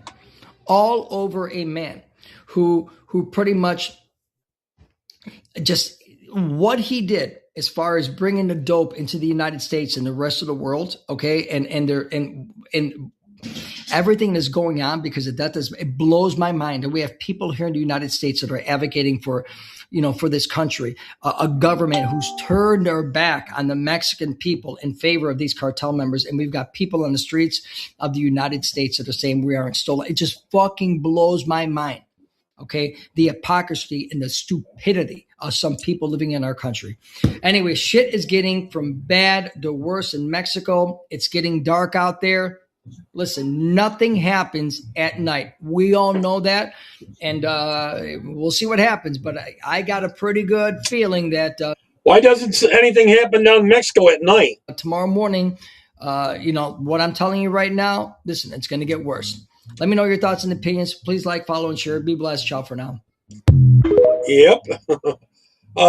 First year Trump's agenda. This only makes sense with the L thing. Is it all starting to make sense yet? The first year of the Trump administration should be lining up perfectly in your mind as you're watching play out down in Mexico. The retaliation that you're seeing from the remaining cartel members at the news that the head of the CJNG cartel was killed in an operation led by Mexican special forces, but aided by a U.S. Joint Task Force on Intelligence. Donald Trump promised the American people a litany of things, and two of them are happening right now. The first, you cannot deliver on a mass John, until they get a new leader deportation agenda if you don't first remove the most violent people who are allowed to flood into the country and scatter from sea to sea. Donald Trump understood this. When cartel members and gang members and some of the most despicable people were allowed to come into the country, there was a reason why they were here. Removing them reduces the possibility that what's happening in Mexico can happen here as the rest of his accountability agenda plays out. And the second promise that's playing out right now is a promise that he's been talking about since before he even came into office, but when he was given the opportunity, has delivered on it year after year after year. And that is shutting down the human and child trafficking rings that have been allowed to exist and operate from South America and Central America into the United States. The CJNG is not just a drug cartel. They are also one of the largest networks for human and child trafficking from all over the world into the United States. As a matter of fact, just back in September, maybe they're afraid they don't have night vision like American troops do. Of last year, one of their top lieutenants, a woman that went by the name of La Diabla, was indicted on charges that she was running an infant trafficking ring, alleging that she was luring pregnant women in, forcing a cesarean, oftentimes killing the mother. Since they closed down the borders, things gotten better in Texas, or about the same or worse? I would bet they're probably getting better. Mother harvesting the organs and then selling the infants to buyers in this country. So it should not be lost on you that many of the same people who are upset today that the United States would participate in an operation in another country to remove the leader of that cartel are also many of the same people who got so upset that Donald Trump said he was going to release the Epstein files that they had to start making you believe that those files were about him and not about the ruling global elitists who are found all throughout the files, the Democrat politicians, the media personalities, the Hollywood celebrities. Well, I believe Stammer sure has a lot of problems with it. All the people in his cabinet, The too. big business donors to the NGOs and to their campaigns. Those same people who are upset that Donald Trump and the United States were involved in that operation today are the exact same people who have been protecting the pedo protectors and the pedo protectors themselves. That should not be lost on you. Folks, this is what the Don Roe Doctrine looks like. Okay, this one I labeled Free Mexico. Uh-oh. All you leftist loony Latinos that are always say stole the land, stand with raza, mi gente, you guys better be grabbing your flags right now and starting the Free Mexico, this whole campaign or this whole agenda on this. You guys are always free Palestine, free whatever else, BLM. You better free Mexico. And while you're at it, who are you going to free Mexico from? Oh, you won't say it because you'll free Mexico from other Latinos that look just like you. That's the reason why you flee. That country that you call the greatest country, come over here to the actual greatest country, America. So you guys are fakes and phonies. I see people in the comments saying, I'm going to pour out some liquor for mi gente. For what? They're hurting their own gente over there. They're fleeing over there because of drugs. You guys don't want to acknowledge that, but you guys are going to have to now. See, I've always said this. I don't stand by raza, and everybody says you're a traitor. No. I don't stand by raza because of that. What raza do you want me to stand behind? The one that's killing each other right now? The one that's murdering innocent people on the streets, burning cars, burning their own towns and cities? I don't stand with that raza. I stand by like-minded people. That's why I stand here in America, by other Christians. Go ahead. Free Mexico. Free Mexico. Go do it. But you won't. You fake and phony Latinos. Yeah, they are phony. They really just want to bring down America. That's their goal.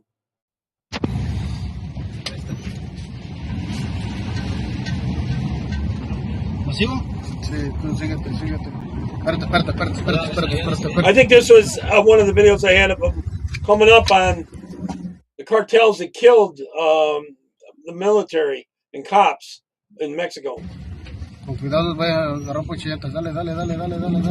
Yeah, this is one of them.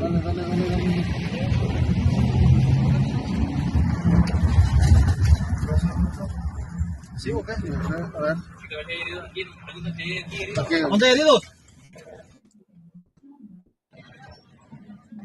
Ya bajaron los dos que estaban. ¿Ya no hay nadie más? ¿Ya no hay nadie más? ¿Ya no hay nadie más? They deliberately do it in brutal ways too to send a message to the other cops, cause fear. Te dice que enfrente hay una civil. Dale. Dale para allá, con cuidado que no haya cuchillantes.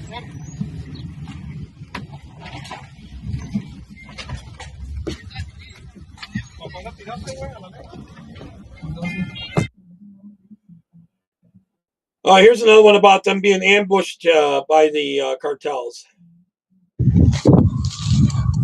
¿Te dieron? Checa ya la celda, la morra, güey.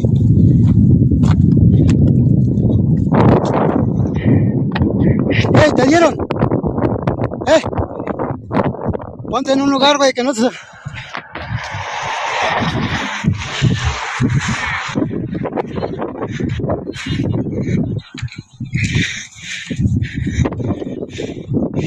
Así quedó mi vehículo.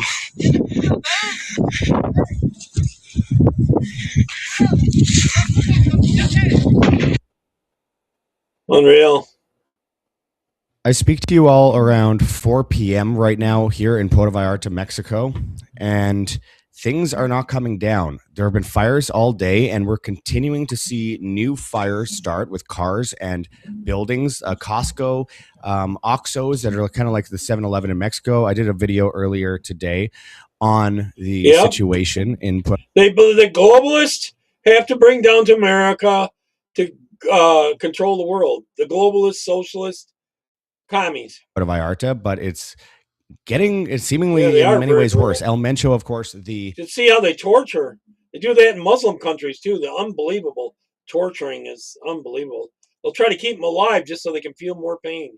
head of the New Generation cartel here in Jalisco was killed, and they are saying it was the. I would read Gregory's comment. 80% discount on resort vacations for now. That's a good one. I think you could give them 100% discount and people wouldn't go. Mexican military, but of course there is a lot of attention, especially by cartel members, on the United States government and the U.S.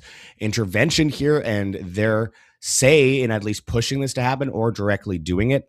Eat their heart. Wow. It is putting people here in Mexico in a lot of danger, and now there's calls for, by 5 p.m. today, the claim is that they could be going into hotels, apartments, and homes. And I'm not sure exactly what that means. Could that mean a hostage situation? Could it be worse? Could it, again, this is all until their demands are met. No one's really quite sure exactly how this is going to play out. But if we look at Culiacan, and if we look at places like Medellin back in the 90s, it can give us an image that I hope does not replay in the same way. But people have died, and it is brutal what's happening. Dan Dixon, Press for Truth, walked down the street and That's talked a good about one, this a little Gregory. bit, which was crazy, posed next to one of the cars. I wouldn't suggest people do this. I tried to get out, and you can't. Have a good night, Mark. Right now, like where there are military, they're yelling at you, or police, they're yelling at you, get inside now. If they're not the ones around, the other guys are saying get inside now too. I mean, I'll post tomorrow whether I'm coming on or not. Okay? I'll post something on my page. Point is, this is a war right now. We're in a war zone here in Puerto Vallarta, one of the safest cities I've ever been to out of 44 countries, and it makes me sick. Max Egan did a walk and talk video going down the street. I guess where he's at, I know where he is, actually. It's not that far from me, but it's... All their equipment is from Ukraine, John. John. The street. I'm sweating my face off, coughing. I feel sick because there are so many toxins in the air from burning down buildings and cars, and it's just a horrible, horrible smell that's sticking to me. And it's hot, and it's like one of the quietest days I've ever heard. It is the quietest day I've ever heard in Puerto Vallarta. It's like no one exists here. It's such a strange situation. Good night, Mark. And it makes me incredibly sad. I want to give you guys updates on everything that's happening here. Make sure to follow me on X at @WorldAltMedia. I'm going to do my best as long as the electricity doesn't get shut down. But I'm really hoping to God that at 5 p.m., when they are saying they need to have their demands met, or else they're going to start invading hotels and all that kind of stuff. I hope to God that does not happen, because I don't know what that looks like, and it can't be good. It can't be good. And I think also, as I said before, don't believe what the U.S. media is telling you. Don't believe what the U.S. government is telling you. Don't believe what the Mexican government is telling you. Don't believe what anyone is telling you other than that which you see on video. And a lot of that, there's AI. Of course, airports shut down, planes are being set ablaze. It is the saddest day I've ever had here in Puerto Vallarta in the 6 years I've lived here. But I took some video today. All the videos shown here are mine. And I just want to find a good resolution at the end of the day where everyone is safe and we don't have to worry. Remember, people outside of this country, it's easy for them to say, oh, well, they should go to war there.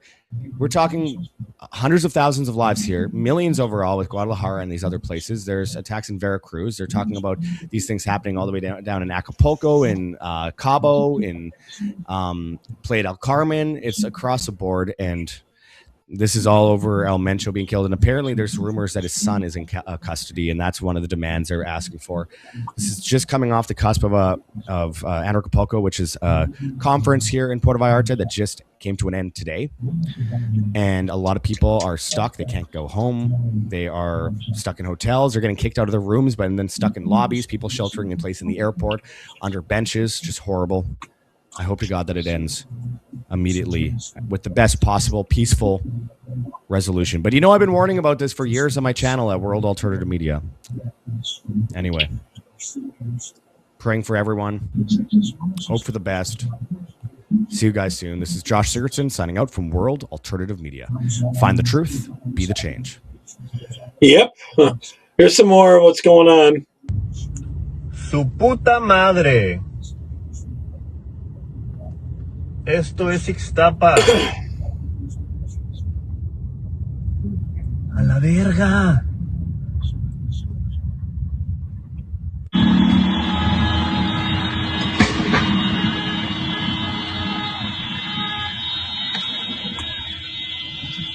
If we let them, they could do that to America if we kept the borders open. Verga, loco. Chinga tu madre.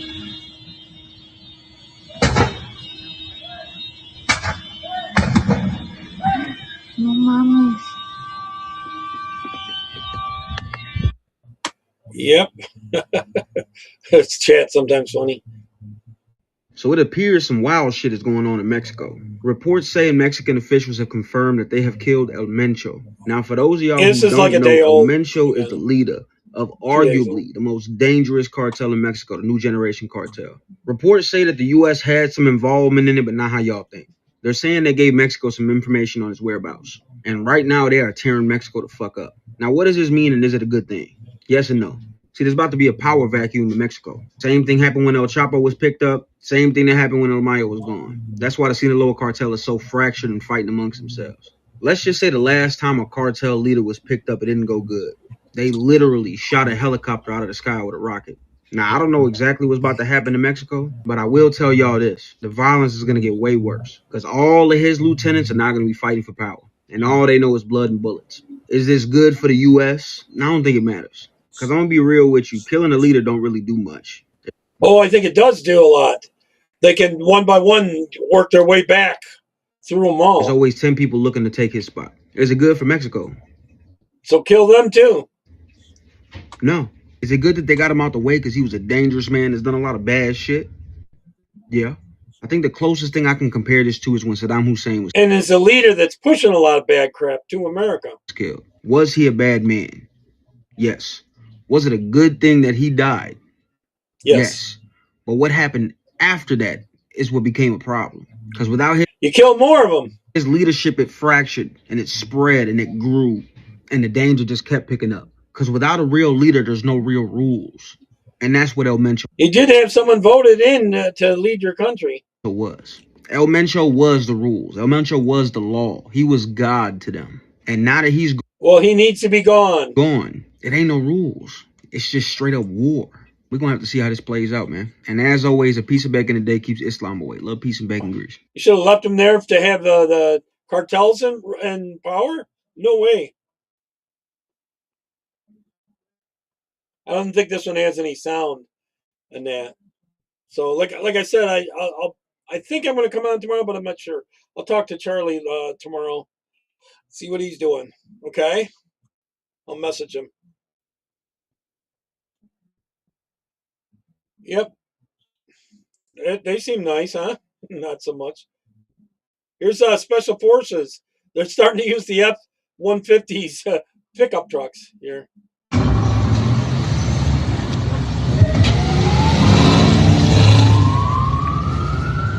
With machine guns on them.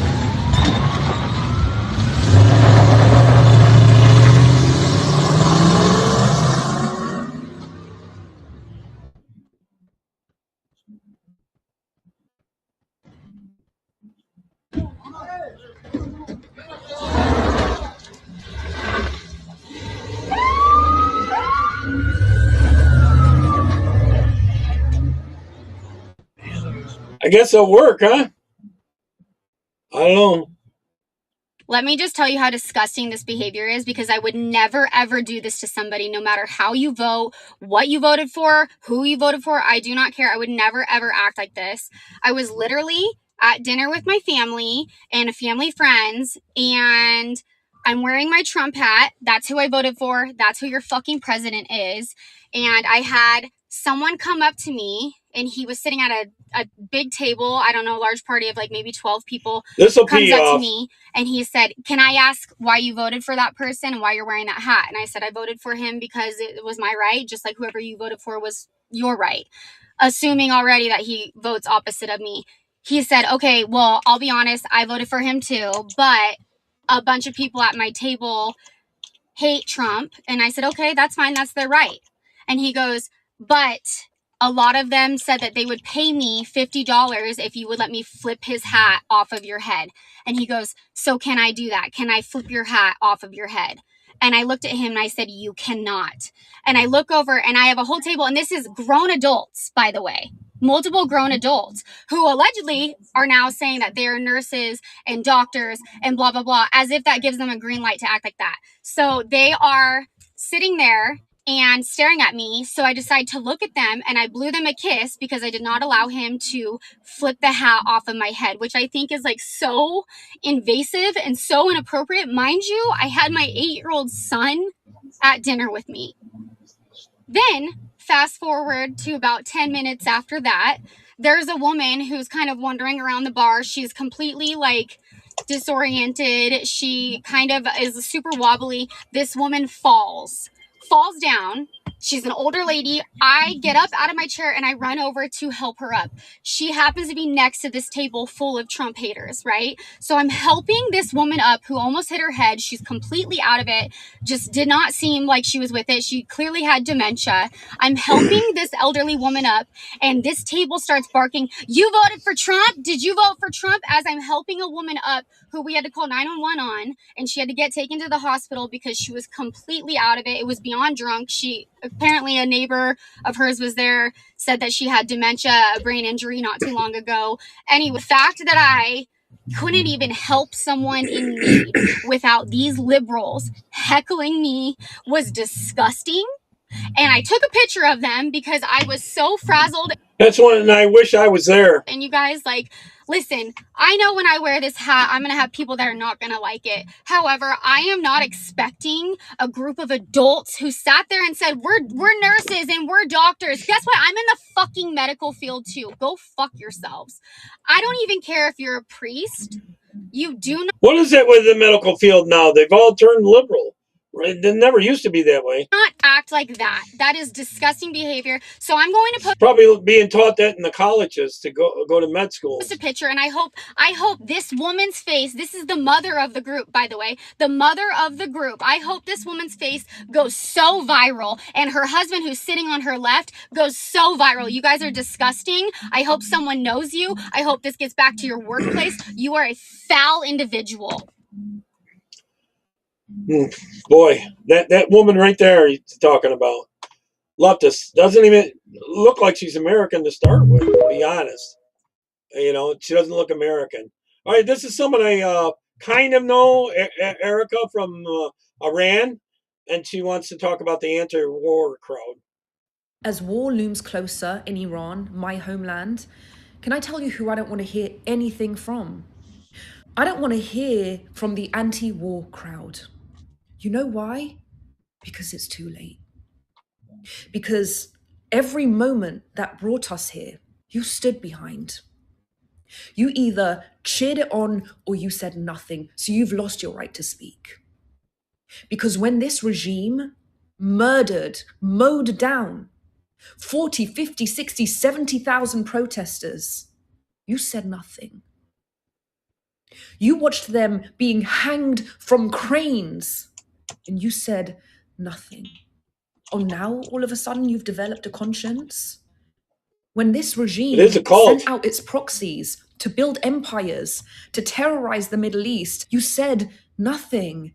You said worse than nothing on October 7th. You celebrated. You called it righteous. You called it liberation. When they kidnapped innocent people and took them into terror tunnels, you said it was deserved. You knew that war was inevitable and you cheered it on anyway. No, you're not anti-war. The pattern is clear. Whenever the terrorists kill, you cheer. Whenever the West retaliates, you protest. You're not anti-war, you're anti-West.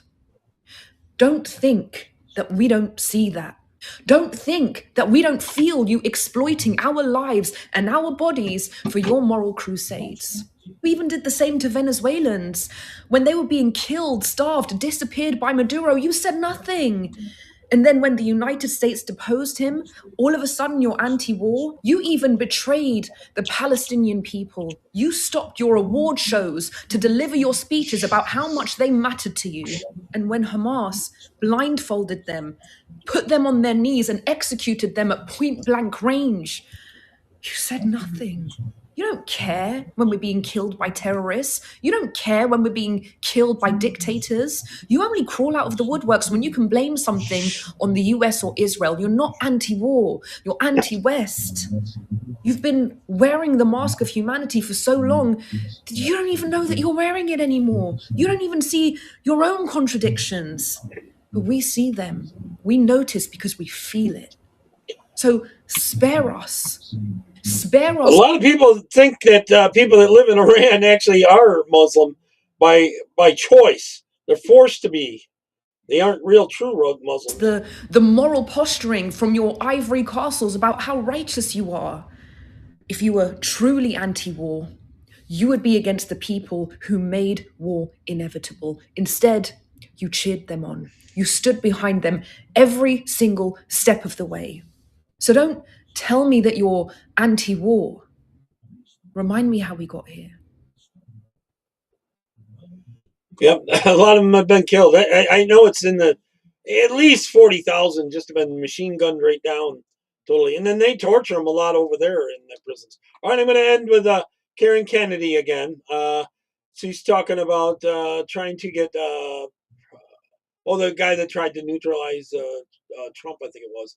I forget. Anyways, all right. So I'll post something tomorrow, whether I'm coming on or not. So look on my page. I was thinking of coming on, but if Charlie's already going to be on, I probably won't. Maybe I'll do the day after on that. So, all right, here we go. So over the weekend, there was yet another assassination attempt on President Trump by some stupid idiot who is now dead because... Marianne, I wear my winter one hat that has mega on it and this and that.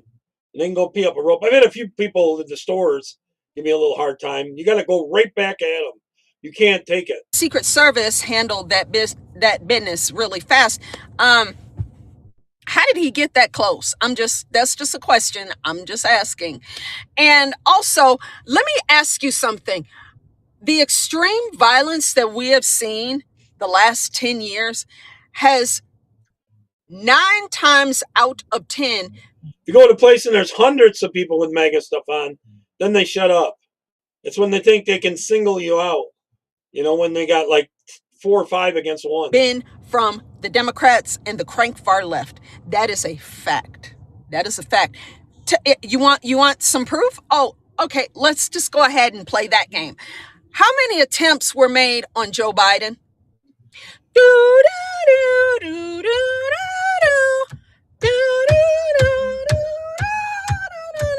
Too much jeopardy. How many attempts? Joe Biden tore open the borders. He bankrupted the country. We watched him give $500 billion to Ukraine. Oh, yeah, by the way, remember, Ukraine is building a massive ski resort with 20 luxury hotels. The one place I'd worry is if you have to go into emergency or something like that, we're in MAGA, because they have the ability to actually harm you pretty bad. On the property, remember that shit, and remember who told you first. Yeah. That's a good one. Joe Biden persecuted American citizens, aka January 6th patriots. Yeah. Drug them through the mud, threw them in prison, locked them away. Got the raised letterings.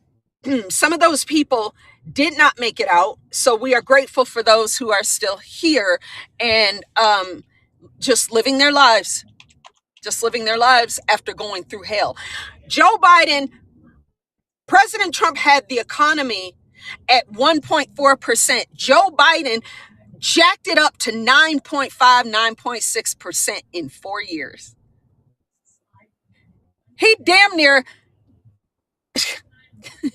built a disco inferno in the country and just lit the whole fucking thing on fire and poured more gasoline on it. We were competing with illegals for jobs. Like, they were getting top tier welfare benefits from every aspect of life, getting Social Security, they never paid into it, getting Medicare, Medicaid, getting expensive surgeries, getting braces, free healthcare, free education, free food, luxury hotels, everything top of the line, velvet rope treatment. They got literally everything, and they've never paid a dime into society. Never, not one dime. How many? They flaunted this in our faces. They saw what was happening and they didn't give a shit. They didn't care that right down the street from the luxury hotels in New York City, that veterans were sleeping on the streets outside even when it was cold. Remember when Chicago, when all these illegals first got here, that my agency processed during the time, that would be HHS, formerly biggest trafficking agency in history. Remember when there were so many illegals? That's a good one, John. They had to put them in the Charlie Kirk shirt. Police stations in Chicago, in the precincts. Yeah, I remember that because there's still video to prove it. Remember that illegals were getting FHA loans that you will never qualify. You know, they really have TDS if they start yelling something about Charlie Kirk, you know, that it was good he died or something. Then you really know. For because you got toilet credit. Remember the things they got. Free cars, free houses, free everything on planet Earth just for votes. Just for votes, just for the census count, just to make sure they stayed in this country. How many attempts after the beatings that we as their goal is a socialist country forever. American citizens and conservatives took in this country. By the way, if you're a Democrat, liberal, don't matter, you took the beatings too, because your monkey ass still paid for all of the luxuries that were afforded to the illegal aliens. Everything that they stole from us, closing hundreds, thousands of trails across the country so that regular people who love to get out and touch grass could not do so. Don't let me get down into the pandemic and the authoritarian Biden regime concerning the pandemic. I hadn't even started that. But of all of the authoritarian, tyrannical, evil shit, remember the Red speech, the famous Red speech, where he called more than half of the country a bunch of domestic terrorists? Remember that? Mm-hmm. So with all of that said, how many times was there ever an attempt on Joe Biden's pathetic existence? The walking dead fucking corpse who did nothing for this country but line his own pockets. Any attempts? Any? Can you go back and see if any? You only have to push him over with one finger and it would hurt him. Attempts were ever made on Joe Biden as much as he abused us. Yeah, you'll find none. You'll find none. But because President Trump has been restoring America and putting us first, the Democrats can't handle that because they always put foreigners first. This should be a clear indication of how you need to vote accordingly in the upcoming midterms so they can never have power. We'll keep talking about that. Happy Monday. She's a good girl. Okay, all right. I might be on tomorrow. Like I said, I'll post something saying whether I'm going to be on or not. I'll talk to some people and see when they're going to be on and all that. All right. Take care. God bless. I got to go work on the computer. Thanks for coming on a little early today. All right. Bye-bye. Take care.